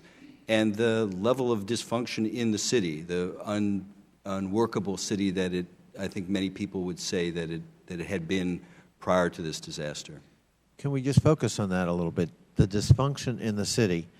In various questions, you've indicated that home ownership, land ownership, which creates stakeholders in a community, is fairly rare, actually, among ordinary people. Is that correct? Yeah, I think it is rare, and most people who live at $2 a day or less, and even those who live in better circumstances, are renters. Would you describe a vibrant civic life existing in Haiti before or after the earthquake? Yes, I would say one of the things that's impressive about Haiti is the vibrancy and resiliency of the citizenry. And the government, functional? I'd say the government has faced many challenges and has been seen to be a corrupt government for a long time. You were just asked questions about oversight and accountability. Is the problem that AID adopted good, heroic metrics that just, upon reflection, were unrealistic in terms of meeting its goals and dispersing its funding? Right. I think the goal of 15,000, which originally came, as I've said, in both the activity approval document, which was the first sort of project document submitted, and also in the U.S. government strategy for Haiti that was issued about a year after the earthquake, grew out of a spirit of wanting to make this better and wanting to do the maximum amount that the U.S. government possibly could to achieve a better outcome for Haitians. And so it was overly optimistic.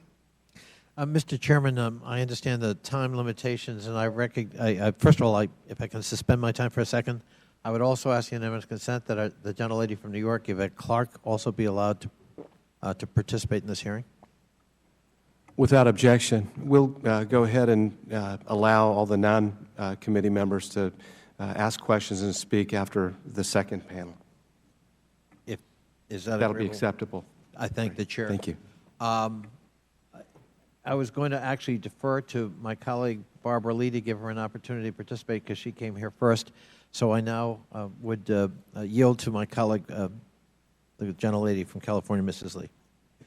Thank you very much, Mr. Chairman, and thank you for giving us the opportunity to participate with you today in this hearing. I served on this committee for over 10 years, and with Chairman Hyde and Chairman Lantos, and I'm glad to see it still remains bipartisan, given what we're dealing with here. So thank you again. Just a couple of questions on this.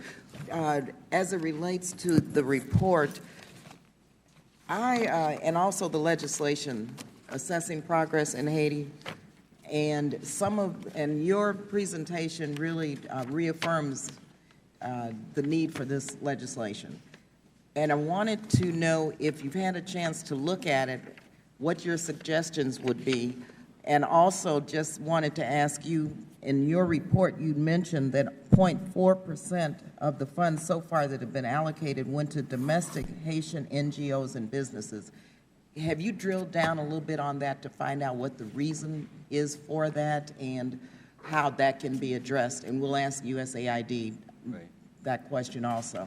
Right. With respect to 1749, the legislation that you've sponsored, because a large share of that contains a directive for GAO to do work, as is our practice, we've reached out to your staff and staff of some of the other co-sponsors of the legislation and had, I think, very good discussions about those parts of that directive to us that we think we could most effectively accomplish. In particular, those things that pertain directly to U.S. programs or activities. We believe that the first part, in particular, of the directive to GAO in 1749 is something that we would be eager to pursue. When you're looking at the extent to which Haitian civil society, Haitian actors have been involved in the process and the relationship amongst those different entities, it is harder for us, because it's not a direct look at a U.S. program and activity, for us to give you satisfactory answers to some of those questions. It relates to our audit authority and our access authority. We have made that clear to your staff, and I think we're looking at some maybe revisions in that regard. The other thing is you've outlined a project there that I think we would not be able to responsibly do in a 6-month time window, so we'd look for additional time to do that. Thank you. Mr. Chairman? Yes. I'm guilty of an oversight. I was so dazzled by the hat. I overlooked, and I regret my oversight. I would also ask unanimous consent that our colleague, the gentlelady from Florida, Ms. Frederica Wilson, also be recognized for participation in this hearing. I welcome all our non-committee colleagues who are here today based on their longstanding interest in Haiti-related issues. And although the House and committee rules only entitle non-committee members to non-participatory attendance, I ask unanimous consent that they also be allowed to question the witnesses. After all, committee members, both majority and minority, have had their opportunity to do so after the second panel. I thank the chairman. Okay, Mr. Yoho. Thank you, Mr. Chairman. Dr. Gutnick, I appreciate you being here, and I want to start off with kind of agreeing and disagreeing with Ms. Ross Layton in that the American people are very generous, they're very giving, very charitable. I agree 100% with that. But giving to foreign aid, I disagree with that, especially if our money is going and it's not accountable. It's not being held accountable. We hear it all the time from our constituents, stop the foreign aid. And, I know a certain amount of that is necessary, and we'll probably continue that. But to throw good money on top of bad, nobody wants to do that, and I know you guys don't either. And so I'm going to kind of reiterate, and I feel a lot the way Mr. Rohrabacher feels about if we're going to go in there, we should have American workforces in there. And some of my questions are going to be along the lines of what you've already heard. Who is running that country? Who's in charge of that country? Well, Haiti's had a storied political past. Right now there's a president who was elected, Martelly. And President Martelly. Yes. I mean, the report I have right here in front of me, I mean, it says Haiti is a hellhole. You know, not the people. The people are great. The country's beautiful. It's the government, the corruption that's been there for the last 30, 40 years. That's kept those people repressed. It's prevented the growth of that economy, and it's a corrupt government. So Dr. Martelly is in charge. He's the president. The form of government, is it a democracy? It's a mixed presidential parliamentary system where there is a prime minister and a bicameral legislature. In your opinion, how stable do you think it is? Well, there have been in the past, since the earthquake certainly, challenges to fully holding elections that are considered legitimate and also to form a government. And the next election's in 2015? They said the last election, the election that the election of President Martelly was, I believe, the first time that there had been a peaceful transition from one president to another of a different party. It had occurred within the same party. This was a transition to a different party. That was marked by a lot of fractiousness in terms of the president's ability to appoint a prime minister. Okay. And that took a better part of a year, and some of the prime ministers have not. In your opinion, how efficient is that government as far as doing the basic fundamental needs that a government should provide to their country? Well, I can speak better to the capacity constraints of the civil service. I think the civil service there is weak. It is not always paid or paid properly and on time, and that is a situation that is a setup for corruption. And at the same time, there is, like many places, while there's an educated cadre, there's a lot of brain drain, and many of the most educated individuals in Haiti are coming to the United States and Canada and elsewhere. Right. I'm from Florida, so I'm aware of that. Let me ask you this. They have a constitution, right? Yes. And that constitution, does that provide for individual property rights to own property? You know, and does the government acknowledge that? I'd have to look into that and get you an answer. If you could give me an answer, I'd love that. Along those lines, you were talking about these houses around 450 square feet. Do you know a cost estimate per house of what we're paying for that? Yeah, at this point, the cost of the plot is about just shy of $10,000. That's for a house. That's for the plot, and the house itself about $23,000. So I thought you said the government owns the land. The government owns the land. So why is it costing $10,000? The cost of the plot is really the cost of the site, the land on which all of the homes in a community are being built, divided by the number of homes. So the cost of a plot is the prorated share of the road, the grading, the retaining walls. Okay, let me just stop you there. If we're paying $10,000 for a plot that has a 450 square foot house, that's $200 a square foot building cost. I mean, that's outrageous in a country that they're paying $5 a day for labor, and then those people have to pay $35 a month to rent a house they don't even own. That whole system's wrong, and for us to throw money on top of that would be like building a great ocean liner and loading it up with all the things you need in the ocean liner, but having an incompetent person running that, and that would be the government. And so for us to continue to do that, I just can't find, until we change the government and the way, I don't want to change the government, but until we have a more accountable, to throw money on something like that is just, we've already spent half of $651 million, roughly. We've obligated that amount, yeah. To continue that at this point in time in our economy, when we're furloughing people, we can't have our parks open, is just unconscionable to the American people. And for us to continue this, to keep Haiti in that kind of a deadlock to where they're not going to grow out of that economically, I think we need to rethink this whole process, and I appreciate your time here, and I yield back. Thank you. Thank you. Mr. Sherman. It's interesting to have you say that paying your civil servants on time is a sign of competent government. how Just how keep has that in how has mind. the U.S. government shutdown affected our activities in Haiti? I think I'd ask you to direct that question to State and Aid. I can tell you that with respect to GAO, to the oversight that we're able to do, our routine oversight has been shut down.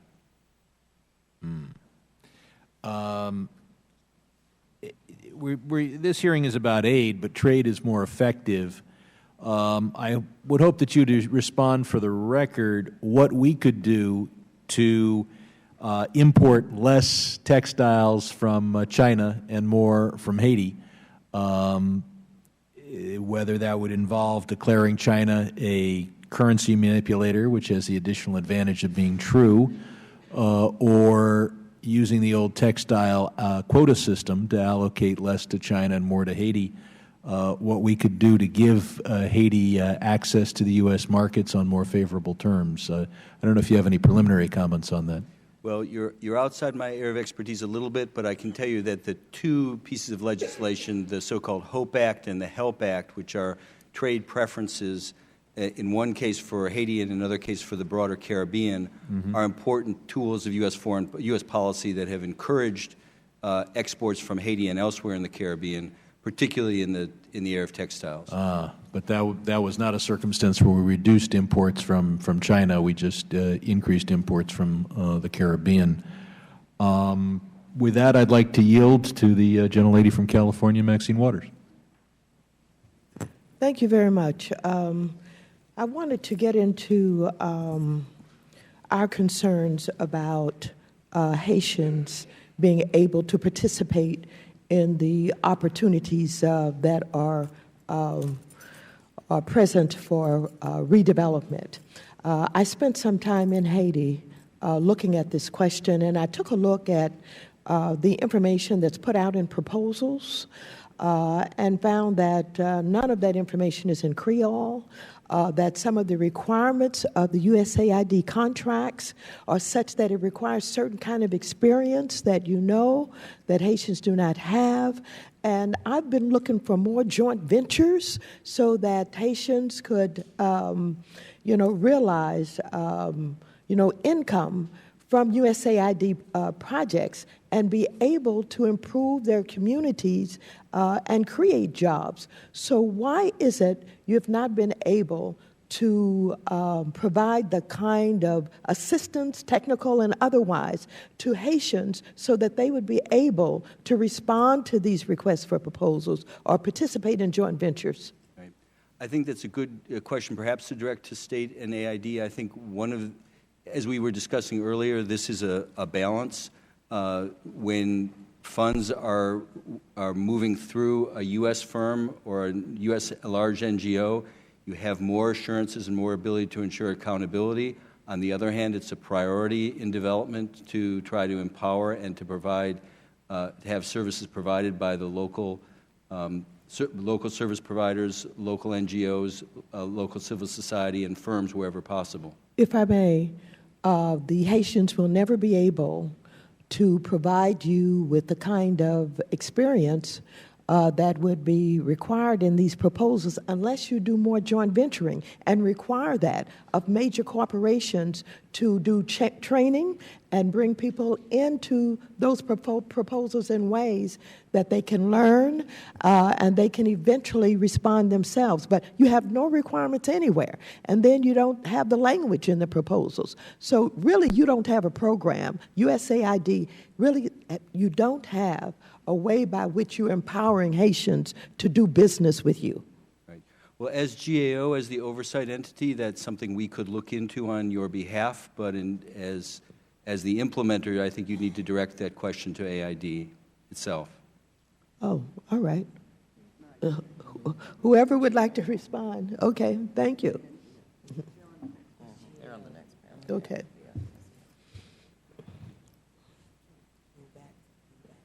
I yield back the balance. One more question would be, what can we do to analyze the issue of whether we need to provide more quantity of housing or more quality of housing? Is there an argument to be made, or are we pretty much building the type of housing that meets minimum standards and tries to make a dent in the overall demand? Right.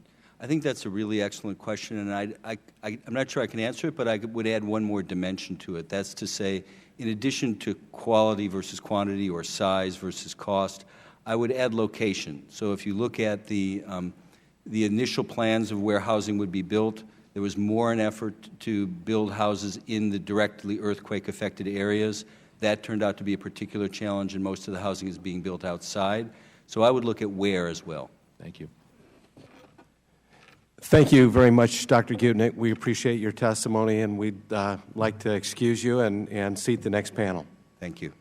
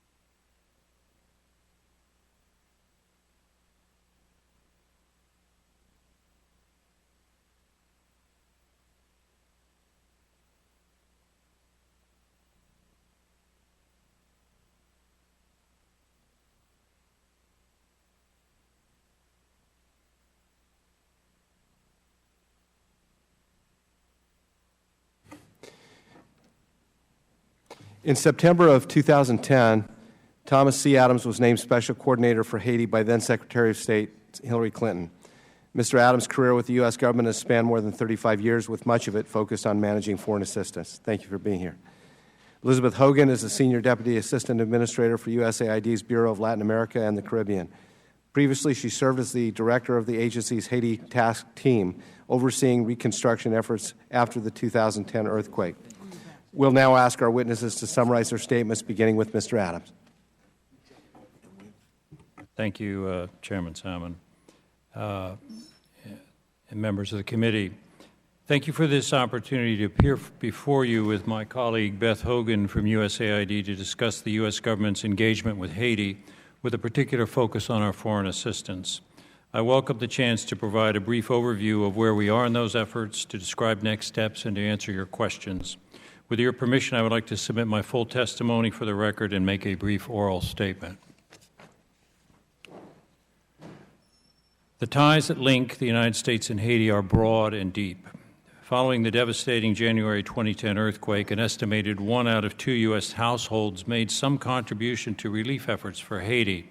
Congress likewise was quick to respond to that country's needs, appropriating $1.3 billion in supplemental funding. Even before the earthquake in 2009, this administration was conducting a whole-of-government review of U.S. engagement in Haiti, with Haiti, to help put the country on a more solid and sustainable foundation. The result was a new tack focusing on economic development and growth and encouraging decentralization. This approach mirrors that of the government of Haiti and its post-earthquake reconstruction plan. So where do things stand now in helping Haitians build a better future? Clearly, there is still much to be done. To be frank, we all hoped we'd be further along by now. Nevertheless, there are signs of progress in Haiti, reasons to consider the glass half full, if you will, and we are not finished. It is worth bearing in mind the point at which Haiti started. The 2010 earthquake traumatized a country already facing uphill struggles, and like the country's population as a whole, Haiti's weak governing institutions were left shocked and reeling from the earthquake. And as a result, crucial decisions to recovery were often deferred or delayed. Furthermore, 2010 was an election year in Haiti. In March 2011, Michael Martelly was elected after 2 rounds of voting as president of Haiti. He entered his office in May of that year on a pledge to speed up Haiti's rebuilding. Overdue elections are a current concern in Haiti, with nearly all municipal offices and 1/3 of the Senate seats expired. The Haitian executive and legislative branches have yet to agree on the timing and scope of these overdue elections. We, along with other donor countries and international institutions, including the Organization of American States and the United Nations, have urged the President and Parliament to reach agreement, and we remain engaged on this important issue. Besides the effects of the earthquake, Haitians' resilience was also repeatedly tested over the past 3 years as the country experienced an outbreak of cholera, suffered a significant drought, and was buffeted by hurricanes and tropical storms. Under all these circumstances, Haiti has perhaps made about as much progress in its recovery as history might lead one to expect.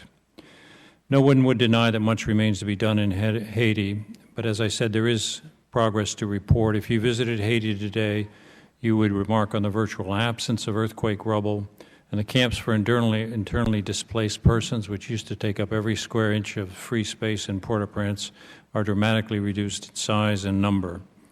While focusing our assistance on the most pressing humanitarian needs immediately following the earthquake, we've also made headway against broader systematic challenges. We currently provide approximately 50% of Haiti's population with access to health care. With our help, the government of Haiti is taking increasing ownership of this system.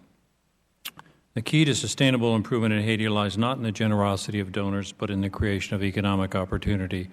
There is not enough donor money to fix everything wrong in Haiti. U.S. support for Haiti's Caracol Industrial Park is one example of our comprehensive effort to help Haiti attract investment and to create needed jobs. Congress, through the HOPE 2, and HELP Acts, has helped to make Haiti a more attractive place to invest, with 8,000 new apparel sector jobs created since 2007 in Caracol and the other industrial parks. Agriculture is another area where our efforts to boost economic opportunity are yielding significant results. Our agricultural programs are benefiting some 100,000 farmers, helping to increase crop yield, create new markets, and boost farmer income.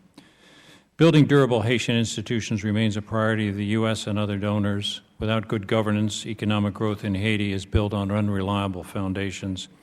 We speak plainly and often with Haitians about the need for new laws and reforms to strengthen the rule of law and improve the business climate.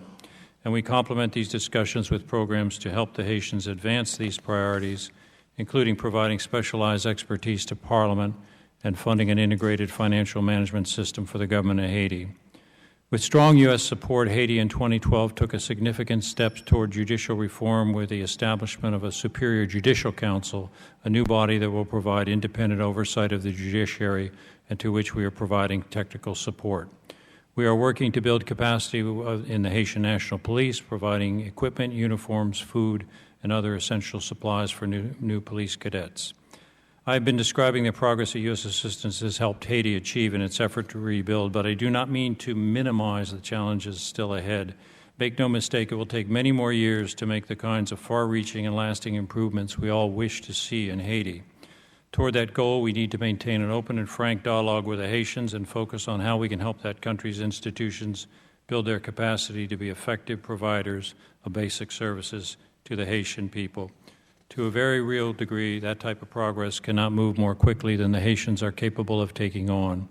But I take a positive view of this challenge and believe that our continued long-term commitment, the United States, is helping Haitians to achieve a better future. Thank you, Mr. Chairman. Thank you, Ms. Hogan. Mr. Chairman, Ranking Member Engel, and members of the committee, thank you for the opportunity to appear before you today. I appreciate the committee's interest in USAID's efforts in Haiti. I, too, have submitted a written testimony for the record and will proceed with a short opening statement. Nearly 4 years after the earthquake, we have seen notable success across our portfolio. We have helped boost the income of small-scale farmers whose crop yields sharply increased from USAID's interventions. We have helped find shelter solutions for more than 328,000 formerly displaced persons. To accelerate the job-creating potential of the private sector, we are assisting financial institutions to provide small businesses with access to credit. And according to the latest Demographic Health Survey, health indicators, particularly for women and children, have improved dramatically over the last 5 years. Central to the U.S. government's assistance strategy in Haiti is a commitment to doing business differently. As we implement our program, USAID is building the capacity of key Haitian institutions like the Ministries of Health, Finance, and Agriculture. Our goal in Haiti, as in the rest of the region, is to strengthen local capacity to the point where the country can lead and finance its own development. In addition to partnering more closely with the Haitian public sector, we are tapping into the resources, markets, and technologies of the private sector.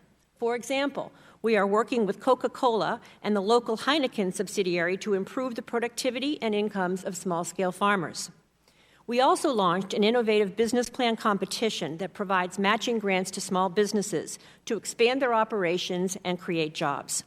One of the winners is a Haitian entrepreneur who founded a recycling company that works to clean up public spaces while providing extra cash to over 6,000 Haitians who turn in discarded bottles.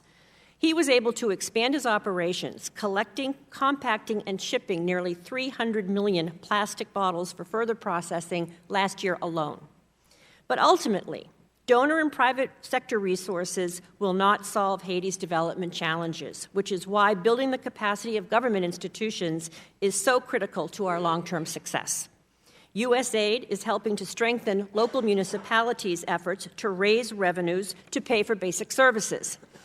In the Carrefour municipality, for instance, USAID supported a program to help increase tax collection, and between 2011 and 2012, they increased their tax revenues by 481% in just 1 year. Over the years, our programs and approach have improved thanks to extensive consultations with Congress, Haitians, civil society, and the diaspora community. As such, we welcome the scrutiny and recommendations of the GAO.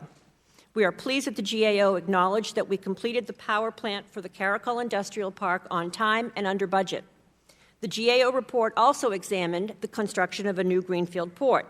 According to the U.S. Army Corps of Engineers and other agencies with ports expertise, planning and designing a new port takes up to 5 years. We are on schedule to complete the planning and design work in that time frame. To address another GAO recommendation, we are finalizing an agreement with the Army Corps of Engineers to embed a ports advisor in our Haiti mission. In regards to the GAO comments on our shelter program, we acknowledge that we face challenges meeting our original expectations. Construction costs significantly exceeded the initial estimates. These initial estimates did not adequately address the cost of meeting international building codes, federal building standards, disaster resistance standards, and underestimated the rising cost of materials in a post-disaster setting. The government of Haiti's design changes also added to the increased cost. Other factors, such as complications in clarifying land title and reduced donor participation, also led to construction delays and reduced housing estimates. We are working to ensure that USAID-funded settlements are sustainable and do not slip into disrepair. To mitigate these risks, and in line with the GAO's recommendations, we're funding community development programs to ensure proper maintenance and sustainability. It is important to note that Haiti faced large-scale housing shortages even before the earthquake. Therefore, new housing construction was never considered to be the sole answer to meeting Haiti's housing needs. Looking forward, we are working on a full range of approaches that will provide shelter solutions to many more than the 328,000 beneficiaries we've reached so far. For example, we're partnering with Haitian financial institutions to stimulate a local housing finance market. We are also piloting a program in an informal settlement to help residents access loans for housing repairs and construction of new homes. In conclusion, I want to thank Congress for its generous support of our work in Haiti. USAID is committed to keeping you informed on our progress as well as our challenges as we move forward. Thank you again for this opportunity to testify, and I look forward to your questions. Thank you. I'd like to direct my questions to Mr. Adams. The United States has invested hundreds of millions of dollars in Haiti in the form of aid, and governments of both the U.S. and Haiti encourage American enterprise to invest in Haiti. However, we do not have a bilateral investment treaty that would provide U.S. investors an assurance of fair treatment in that country and afford them international arbitration of disputes with the Haitian government. Bilateral investment treaty was negotiated by the U.S. and Haiti in 1983, but it's not yet been ratified. Isn't it time to put that treaty in place? That's an excellent point, and I've had discussions with my colleagues in the United States Treasury Department who, as you know, negotiate those and encourage them to do it. And the simple answer is that Treasury prioritizes, because of lack of resources, to do all of these at once to the largest trading partners, and Haiti being a relatively small one, they're down the list. But I will certainly convey to them your interest in seeing this one moved up the line, and I agree with it. Well, as we continue to invest U.S. taxpayer dollars in supporting Haiti's reconstruction, we've also got to make sure that the Haitian government is creating an environment that allows the private sector to play a role in the country's development. Is the government of Haiti providing a level playing field to our foreign investors, to American investors? That's a very good question. I think the answer is generally yes. Haiti does allow for international arbitration in contracts, and it abides by the ruling of international arbitrators. And given the state of Haiti's judicial system, investors are reluctant to trust the Haitian courts to resolve commercial disputes. So that is one way to get around it. So yeah, I do think American firms have a level playing field. An American firm just won the largest contract I think the government of Haiti has given out recently on rebuilding the port in Port-au-Prince for some $70 million. Members of the committee have received some reports of an American company, Trilogy International Partners of Bellevue, Washington, that has been put through a one-year ordeal by Haitian tax authorities in a process that has lacked transparency and does not appear to be grounded in the due process of law. Can you provide an update on that situation and what treatment of Trilogy says about the investment climate in Haiti? Yeah, I talk to Trilogy quite often on this, and I can't go into too much detail because of confidential business information, but our economic and commercial section of the embassy has been actively engaged with Trilogy and with other U.S. firms who have disputes there. And all I can say is I think the differences between the government of Haiti, this is a tax issue basically, have been narrowed considerably, and I think I think we can resolve this with a little more time. Appreciate anything you could do. Thank you, sir. I yield back, and I recognize Mr. Engel. Thank you very much, Mr. Chairman. Let me first of all welcome both of you. I want to also welcome our colleagues who are not members of the committee, but each of whom have interests and a lot of good work behind them through the years involving Haiti. Ms. Waters, who certainly has worked hard on the issue. Ms. Lee, whom we mentioned before, who has been relentless in doing it. Ms. Wilson, who has the largest Haitian American community, I believe, of any community, any district in the country, in her Florida district, and of course Yvette Clark of my home state of New York, the largest Haitian community in New York. So, welcome. We are all united in caring very, very much about the Haitian government because obviously they remain our indispensable partners in doing this. Can you, both of you, please describe the current capacity of the Haitian government to decide upon and implement aid programs? Have efforts to improve the capacity of the government been successful? Are other governmental and non-governmental donors going around the Haitians or working closely with them? So, Ms. Hogan, why don't we start with you? Thank you very much for that question. As I said in my opening statement, we are doing business differently in Haiti, and we are not working around the government. Rather, we are embedding advisors in key government ministries in order to help them develop the infrastructure, both governance, procurement, management information systems, merit-based staffing, et cetera, so that they can ultimately get to the point where they can manage themselves without the need for external assistance.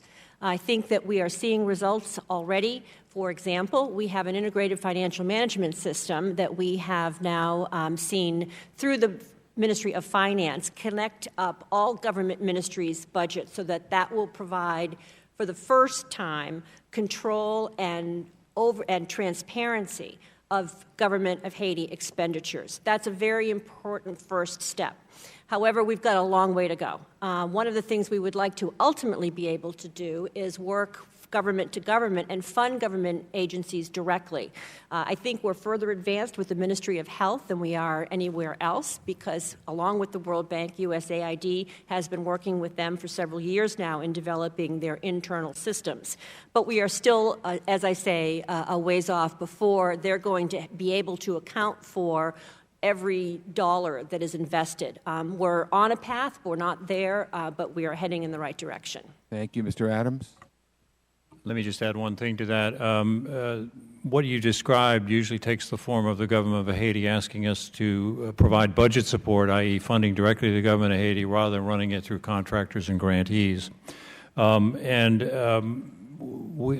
had a meeting of their first meeting of their new coordinating mechanism, which they are in charge of. And on the margins of that, we reached agreement, donors in the government of Haiti, because they ask this of all donors, that we will support measures to increase governmental transparency there, because that's our biggest complaint. And the reason we don't give money directly to the government of Haiti is because we don't have any assurances that it will be accounted for accurately. The Prime Minister took this up. He has appointed very good people on this, and 2 months ago we kicked off this transparency initiative. And hopefully the two biggest complaints we have on transparency is they don't audit government expenditures and income, and the other complaint is they don't prosecute people for public corruption. So I think those are sort of two benchmarks that we want to work with them on resolving. Thank you. Our first witness was from the GAO, and according to the GAO report, of the 15,000 houses originally planned, only 2,649 are expected to be completed. That's really not good. With USAID building 906 houses, and NGOs and other partner donors estimated to build 1,743. In addition, cost estimates were widely off base, over 300,000%. So can you break this down for us? And what caused the changes in the overruns? And looking forward, what are the key issues that have been learned regarding this issue? And what changes and improvements do you plan to make? Ms. Hogan. Thank you very much for your question. Actually, our housing numbers have been revised slightly since the GAO report was submitted to you, and we are now estimating that we will build 3,100 homes. This is in part due to cooperation that we have had with the American Red Cross and the government of Qatar that have also given us resources to build houses on the sites that we will develop for them. So in total, we will build 3,100 homes, and we have another 750 plots that have been serviced and are there and ready and available if other donors or if other buyers want to come in and build homes there. But why were we so off on the estimates of how many homes we would build and what the cost would be?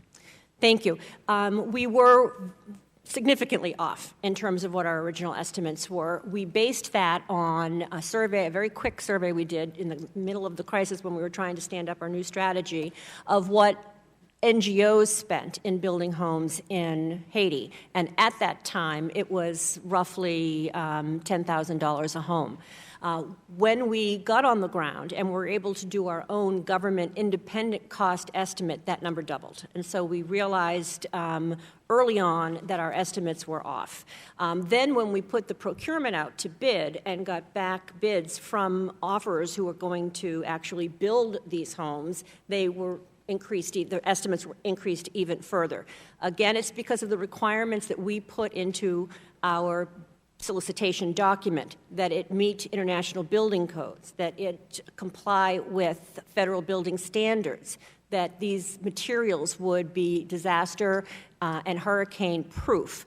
We also required that they insure their workers and that they provide safety equipment to their workers. These are higher standards that we are accountable for as a U.S. government than would be local actors. And so all of that increased the cost of those individual homes. And what we realized as we were going into this, and that we would only be able to afford the 3,100 new homes, is that new homes isn't the solution for Haiti. The solution for Haiti is helping to generate a local housing finance market so that people can access microloans to either improve their homes or to expand their homes for rental opportunities or to build new homes. We have had an excellent experience in one community in Port-au-Prince called Rivière Pintade, where we were able to rehabilitate 620 houses by investing about $8.5 million there. We were able to help them build a retaining wall, improve their drainage, improve their sanitation, rainwater harvesting, and also develop footbridges, streets, lighting, etc. So we see that neighborhood reconstruction is really the way to go. One of the primary obstacles to reconstruction is secure land tenure. And how has USAID prioritized this issue to ensure the security of U.S. take the lead in revitalizing a land tenure system? We're prepared to help them, but they need to take the tough political choices and be able to move forward. What we have done, however, is through a local coalition of housing organizations help for the first time develop a booklet that is both in French and Creole that explains how one acquires legally land title in Haiti. This has never been written down before because that's why you have 2 or 3 and 5 people who all have title to the same land, because depending which notary you go to, you'll get different advice. So at least we have transparency now established and a very clear line that has been accepted by all of the stakeholders as the way in which one goes about securing land in Haiti. So it's a big step forward, but there are big political decisions to make as well. Thank you, Ms. Hogan. Thank you, Madam Chairman. Thank you, Mr. Engel, and thank you to our witnesses. I guess it takes much more U.S. taxpayer dollars to be wasted for a member of Congress to call it a scandal. In the 2010 supplemental, $651 million was allocated to USAID to support relief and reconstruction efforts.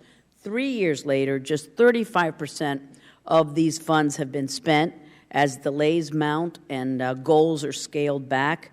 In fiscal year 2011, $370 million was allocated to Haiti programs, but yet only a little more than half, $194 million, has been distributed to date. In fiscal year 2012, $351 million was allocated, and only $90 million has been disbursed. This backlog of funding and the amount of money left in the pipeline for Haiti is in the hundreds of millions of dollars, and I'm concerned that the team in place cannot handle the oversight over these crucial funds. The amount of money should give us the necessary conditions on the ground are not easy. However, the narrative of let's blame the Haitians for our own faults needs to stop now. As representatives of USAID and state, your agencies are in charge and upon the completion of the port. The administration estimated that the park would produce 20,000 to 65,000 much-needed jobs. It is discouraging that not even 2,000 Haitians are employed at the park at the moment. Moving on to the housing shelters, I'm concerned about the plumbing situation at the housing settlements because it has more than doubled the cost of these homes. If not maintained well, we risk endangering the health of the very people that we are trying to help in these communities. In addition, I'm concerned with the families in these settlements that whether they own the house, as we've talked about, they own the house but not the land. But they have done precious little to really make Haiti open for business, in the sense that a number of key laws need to be passed by Parliament. The Haitian Parliament has been singularly unproductive this last year, passing something like 9 laws in total. And obviously they need to pick up their game. Haiti needs a new anti-corruption law. They need modern laws to allow for electronic signatures and better business practices. They need a law to make it easier to register a new business. They need a law to make it easier to get a construction permit. I could go on and on, but you get the idea. And so part and parcel of that is having this political peace between the executive and the parliament. I was down there last week meeting with them, saying they need to find a better way to work together. The irony wasn't lost on them about our own situation, I should mention. No, if you will excuse me, I know that is a cute dig, but you surely are not comparing the United States government And I tell them with any government in the world. When we have, I mean, we're talking about I agree. a country we're trying to help, which have invested millions of dollars, and they don't have elections. They're not registering people. They're not calling for elections. Do you think that having U.S. businesses do business in Haiti, in a place where there's no due process, we have U.S. companies that have filed complaints with the Haitian government, and we want to say that Haiti is open for business? What about all of the complaints that U.S. firms have already filed? And you can make digs at the U.S. government, but please don't compare my adopted homeland, the greatest country on earth, to any country in the world. No, and I'm sorry if I gave that impression. But we have a very active economic commercial section which helps Americans get business down there and helps resolve disputes. And I can't go into cases too much, but let me just say not all American businesses that go down to Haiti are purely ethical and honorable. So sometimes the disputes, while there is a dispute between an American company, the Haitians are right. Often the Haitians are wrong, and so we sort these cases out individually. On the elections, they're 2 years overdue, and we constantly tell the Haitians that we have some expectations of the Haitian government. One is that they be seen as democratic. Democracies have elections on schedule. They have free and fair elections. We also expect them to curb corruption. To work to curb corruption. There's been some progress there. There needs to be more. This government has filed more anti-corruption cases than any of their predecessors have. The weakness is they don't prosecute them successfully because they need a new anti-corruption law. They say their current law makes that difficult. They also need to address human rights issues. I'm sorry. I'm over time okay. as well. So sorry, I did not realize. I apologize to our members. Thank you, and I'm sorry I did not give you a chance. Thank you. Mr. Meeks is recognized. Thank you, Madam And we Chair. can go over because we both went over. Let me first ask, I guess, Ms. Hogan. One of the issues that we seem like the first mistake was made in the underestimation. So my first question is, in the beginning, did we do any consultations with the Haitians on the size, et cetera? Because as I said to Mr. Goodnick, that it seems to me in 2013 to build a home without the infrastructure necessary to at least have a sewer system so that people could have plumbing in their homes, that would have been a non-starter in the beginning. And I would imagine that if you had talked to anyone from Haiti initially in that regards, then that would have come up then at the time of the initial estimate, so we wouldn't be talking about overruns now, which then causes the difficulties that we're having in trying to move forward. So I was wondering what, if any, consultation you had with the Haitians in the beginning process with reference to coming up with the estimates that we're coming up with as to what the size, and what should be there. Sorry. Yes, indeed, we did have initial consultations with the government of Haiti in terms of its expectations. One of the drivers of the cost, however, was not so much the indoor plumbing, but whether it was rain-fed or piped. We had initially anticipated doing piped stands so that people could collect water outside their home and bring it inside, and also have cisterns above their roofs to collect rainwater and feed it that way. What the government of Haiti really wants to do is create a prototype for what is dignified housing for low-income populations. And I should say that they're using the same design for their housing that they're building with their own resources. They have a social housing site, infrastructure site now, which is the first of its kind in Haiti, funded by the government of Haiti, that has about 2,000 units under construction, and it's very similar in size to the houses that we have built, and it also includes this indoor plumbing as well. So they're not holding us to a higher standard than themselves, and in fact, I think that this is, although a very modest home, by anyone's standards. It's a dream come true for whoever, gets to live in that kind of space. But clearly, then their expectations of what they're asking for, the aspirations of their people, is not out of it. They're not asking for mansions. They're asking for something that would be reasonable for the situation that you have in Haiti. And at the time that after the terrible earthquake, what the thought was, well, here we have an opportunity to start from scratch.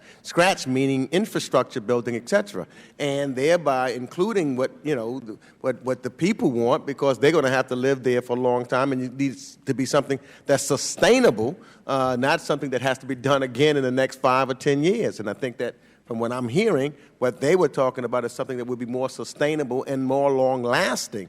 And I mean, I think that kind of should be very important to include that in. You also talked about a number of capacity building projects. Now, what metric are you using? How many, can you tell us how many companies that are Haitian that are receiving help to build this capacity? What number, what's the percentages? Are there any goals that you have set place? Do you have that information?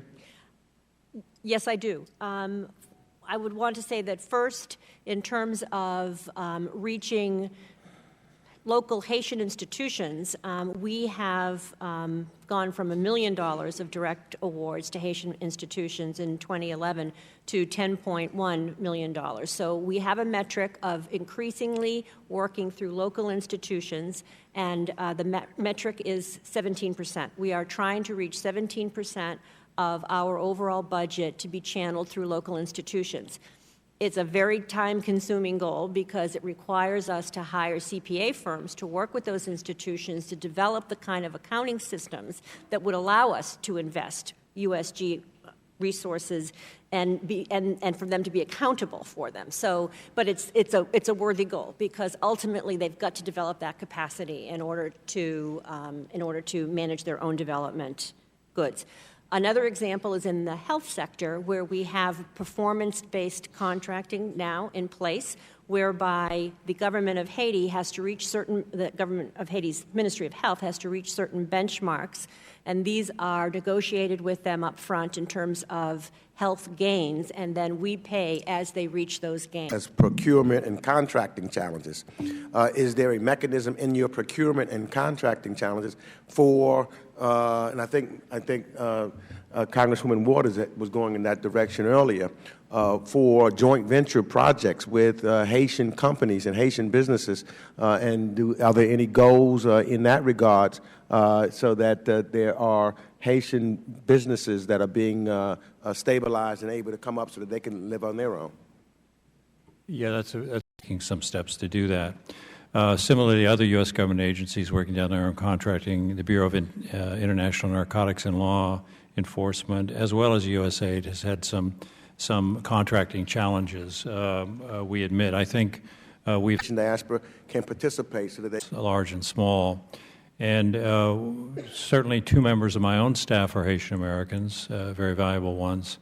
And we are always glad to talk to the diaspora about helping. But I think 2 things need to be borne in mind here. Is one, they often ask for a set-aside for Haitian Americans, and we have to remind them that that's against our law. And the other thing is to tell them that our goal is really to create jobs for Haitians and appreciate their contributions. Beth may want to add to that. I would like to point out that the first housing complex where people are now moving in was built by a Haitian American firm. And we're very happy with the quality of what we've seen about people actually getting keys, moving in, and starting new lives. I also want to say that with the Haitian diaspora, what Haiti needs more than anything is investments. And so one of the things that we're trying to seek through our business plan competition that I mentioned in my opening remarks is opportunities for Haitian diaspora and other investors to invest in these small businesses so that they can expand their operation and create jobs, because that's ultimately what Haiti needs more than anything is. Say to Mr. Adams and Ms. Hogan, this is not easy work, and we understand that. It is very difficult, and I appreciate whatever progress that you have made, and I'm really concerned about the Haitians being able, having said that, and not being able to say everything I'd like to say. I sincerely believe that until we get governance right in Haiti, that you're not going to be able to do the best job that you can do.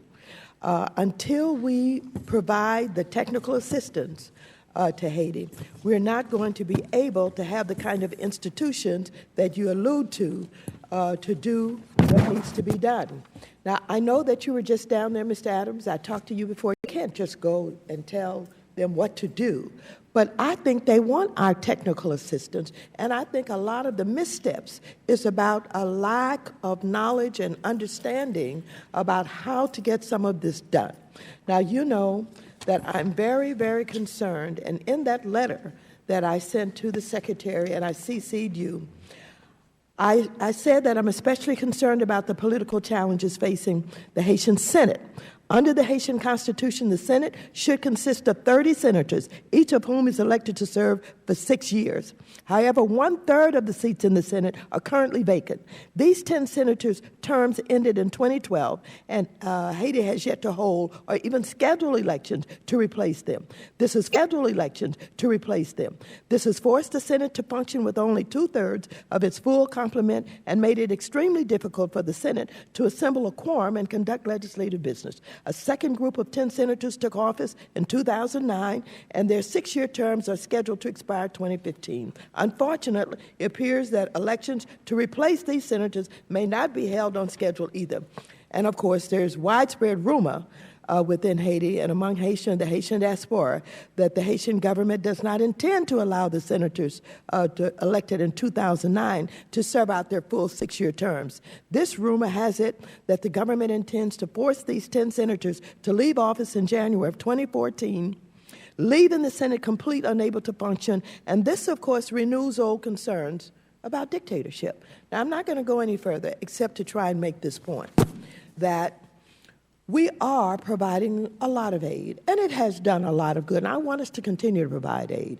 I want housing built. I want potable water. I want all of those things. But I also want us to have some conditions. And part of Haiti will put in about $14 million, and other donors will make up the difference. So money is not the issue on the elections.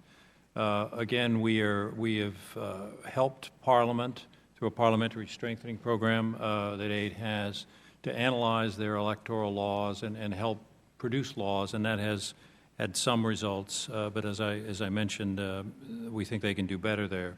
I think on the elections, I think you're right. They do want us to help them schedule a whole series of elections next year. I don't have time to go into how that might work, but I'd be glad to talk to you or your staff about sort of how we think that's going to work out. But your letter was very helpful. They were aware of it, so thank you for sending it. You're welcome. Thank you, and I yield back the balance of my time, and I thank you, Congresswoman Bass. Oh, she left. Thank you. Thank you once again for your leadership and also for your assistance last Congress in getting our legislation assessing progress in Haiti Act passed, and I look forward to working with you on this reintroduction. I'm blessed to work with you. Thank you, Ms. Thank you very much, and too much for your continued leadership as it relates to the Caribbean region. I have served on the Western Hemisphere Subcommittee for many years with Mr. Engel, and he ensured that we had some focus and priority on the Caribbean and especially Haiti, so thank you again. Let me ask you a couple of things. First of all, just to mention to Mr. Adams, we have, while set-asides may not be legal, you said against the law, we have minority business requirements in statute. And believe you me, I know how state and USAID conduct their contracting, and you all have a pretty dismal record in terms of contracting with minority and women-owned businesses. And so talk to Haitian Americans, but to engage in funding some of these technical exchanges and professional exchanges. And so I want to see how that is working and if, in fact, that's been a priority within your funding. Company. Is it I don't remember whether you said, is it a Haitian-owned company or a U.S. company? It's a Florida company. Actually, it's a U.S. subsidiary, a wholly owned U.S. subsidiary of an Italian company. But it is a U.S. company. Yeah. Could you look into that for us and let us know? Sure. what the elements of that contract are? Sure. Okay, thank you very much. And then on the Haitian American exchanges, the technical exchanges, the support for Haitians in diaspora to go contribute to their homeland? Yes, indeed, we have initiated a program of similar to what a Fulbright's. They're changing over. You mean It's been very successful. 3 individuals? Yeah, three. They're academics largely. I mean, they can come from anywhere. They happen to be Haitian Americans for the most part. One was assigned to the Ministry of Health, one to the Prime Minister's office, and one to the Ministry of Planning. And they were very well received, and we're going to repeat it. Well, I'd like to not only repeat it, we need to enhance this and make it a priority. And I don't think 3 is sufficient for what we had initially suggested as some of the goals for engaging the Haitian diaspora. Yeah, I agree with you. Some of the limitations are security generated, and I'd be glad to discuss that with you later. Yeah, I think I'd like to follow up with that. Also, a couple of things on the Haiti strategy plan. This GAO report, again, I just have to say, really reinforces the need for legislation. On the results framework within the Haiti strategy plan, how does the United States assess the assistance?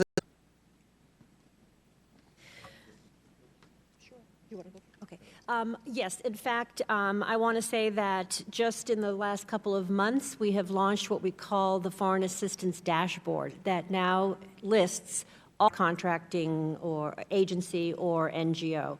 So that is a huge step forward in meeting President Obama's open government initiative. And so I just want to reaffirm that we are completely committed as an agency to full transparency. And Give a copy of that report. Well, it's a dashboard. It's an electronic system, so you actually go into it, but we can certainly send you the link for it. We're happy to do that. And as I say, we're not only committed to 0.4% of funds went to domestic Haitian NGOs and businesses. 0.4%? What is that about? It's much too low. And as I say, we have a target of getting to 15%. And even getting to 15% is going to be difficult because of the low capacity, but we're committed to putting resources into building that capacity so that we will be able to. But this has been going on for years and years and years. And so what is the problem? Funds specifically to build capacity for people to meet our requirements for grant management. So that's what's different, and that's going to help us meet that goal. We, although very little of our money goes directly, as I said, $10.1 million last year went directly to Haitian institutions. We have spent $50 million through grants and sub-grants and subcontracts to Haitian institutions. And so we are increasing our numbers both through subs as well as direct. But ideally, we're going to get to direct. And one Could you break down those institutions, though, and send us a report on that? And again, that's a requirement of my legislation. Innovative condition that we put onto our new agriculture program in the North, which we call Feed the Future North. And in that contract that has been awarded to a U.S. company, their performance fee is going to be tied to them for you, for staff to get answers to them. But the one thing they are concerned about is what is being discussed here today. How do they become a part of the rebuilding of Haiti? When you said that the Haitian government let out a contract for the port, will the Haitian government make sure that there is minority participation, and will they make sure? They also have some criticisms of USAID, and they have criticism of the Haitian government. And another one is the taxes on any money transfers into Haiti. There's a tax put on the money to improve education. And they need to find out is there any oversight of this money that's being sent to Haiti? Is it really being used for education? Who's making sure that they're building schools? Because people in the diaspora go over and they build schools, they build churches, orphanages. They're doing this on their own time and money. And also, there was a ruling in the Dominican Republic the other day about Haitian that will render stateless 4 generations of Haitian Dominicans. will our government do anything to help with this problem? It's a real issue. And if we continue to say that the Haitian government lacks capacity, how are we going to build it? So there are many, many questions about the rest of it. And are we following these children? What are we doing as a government to make sure? Because the problem has increased since the earthquake. There are problems of insecurity, deprivation, hunger, and lack of prevention. And those are some of the issues, but I have a long list that I'd like to get answers for so that I can, I'm going to have a teletown hall meeting with the Haitian community to make sure that they have appropriate answers for this. They're concerned about the elections, and they're saying in the community in Miami that when the president does not allow for the elections, he's appointing people to these Senate seats, and he's appointing people to mayorships and different elected positions when the people should be electing them. The president is appointing his friends and to these different positions. So there's a lot of criticism against the government of Haiti and a lot of criticism against USAID. So I'll submit the questions to you. But just try to answer the one about the Dominican Republic. Is anything happening with that? Sure. I'd be glad to speak to that. I mean, on September 23rd, the Dominican Supreme Court issued a ruling which basically said that those residing in the country of Haitian origin were only transients and weren't entitled to citizenship. This prompted the government of Haiti to withdraw its ambassador, and a number of international organizations, UN agencies, protested this result as being in violation of international law and norms, and particularly a 2005 judgment by the Inter-American Court of Human Rights, which states that children do not inherit the illegal status of their parents. So I've engaged at very senior levels with the government of the Dominican Republic in a way to figure out how we can ameliorate this situation. And there are a number of avenues that could take place on that, but it's fairly complicated. I'd be glad to brief you on that separately. But rest assured, we are engaged diplomatically in this. Okay, we go now to Yvette Clark from New York. I thank you, Mr. Chairman, and I want to thank Congressman Engel for extending the invitation to sit in and to listen. And I think most of the colleagues have really hit some of the more salient points and concerns that I have. I look forward to the responses that were requested by colleagues. However, I do have a question about the minimum wage. During the questioning of Dr. Gutnick, he spoke to the issue of the minimum wage, and Haiti's minimum wage is among the lowest among countries that export apparel, and it is the lowest in the Western Hemisphere. In addition, garment factory owners, including those in the Caracol Park, which is heavily subsidized by the U.S. funding and benefit from trade preferences under Hope II, are violating U.S. law and Haitian laws. The Better Work Haiti program established by the International Labor Organization and the International Finance Corporation reported that every single one of Haiti's 24 garment factories is failing to pay the minimum wage. Therefore, is the State Department and USAID aware of this issue? And if so, are you all engaging the factory industries to be more compliant? That's an excellent question, and let me give you a fairly extensive answer on that. The Haitian minimum wage law requires a base wage of 200 gourds a day for those involved in export industries. The Better Work Haiti report found that all the export factories are pretty much in compliance with that lower wage tier.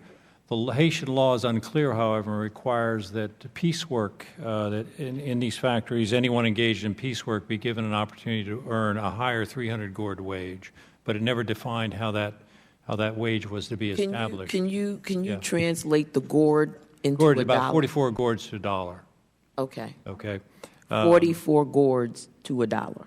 So the 200 gourd wage is about $5. The 300 gourd wage is about $7. And that's $5 a day. Yes, ma'am. Which is higher than Asian wages, I might add.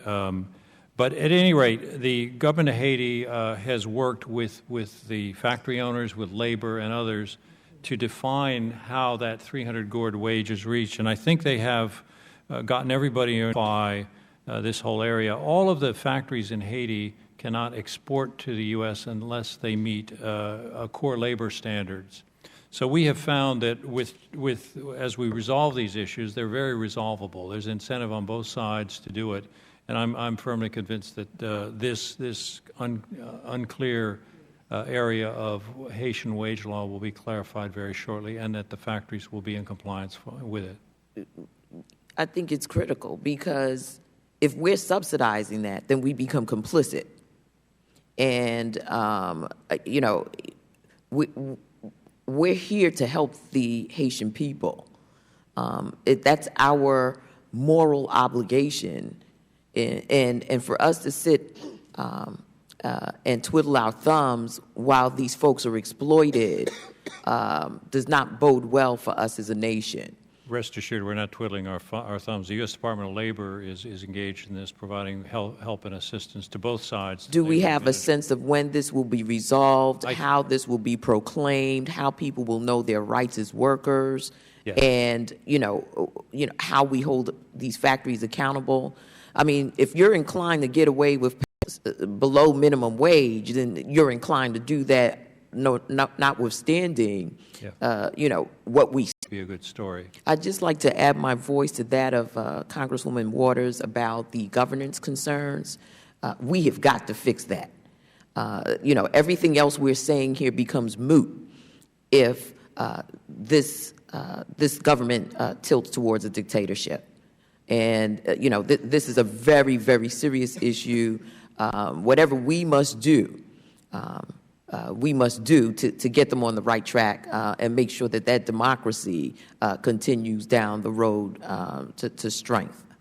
Thank you. Mr. Chairman, I yield back, and I thank you for the opportunity today. I thank the gentlelady, and let me also thank our witnesses for their willingness to come here and to testify today, Ms. Hogan, Mr. Adams. And as I said in my opening statement on this issue of lack of rule of law and lack of transparency in Haiti, both the Haitian and we want to express our appreciation because you helped with the Haitian authorities, helped resolve the issue. The committee learned just yesterday that verbal permission has been given by the civil agency. Just want to convey that the committee appreciates your good work on behalf of these charitable groups. And again, thank you both for your testimony here today. Thank you, sir. We stand adjourned.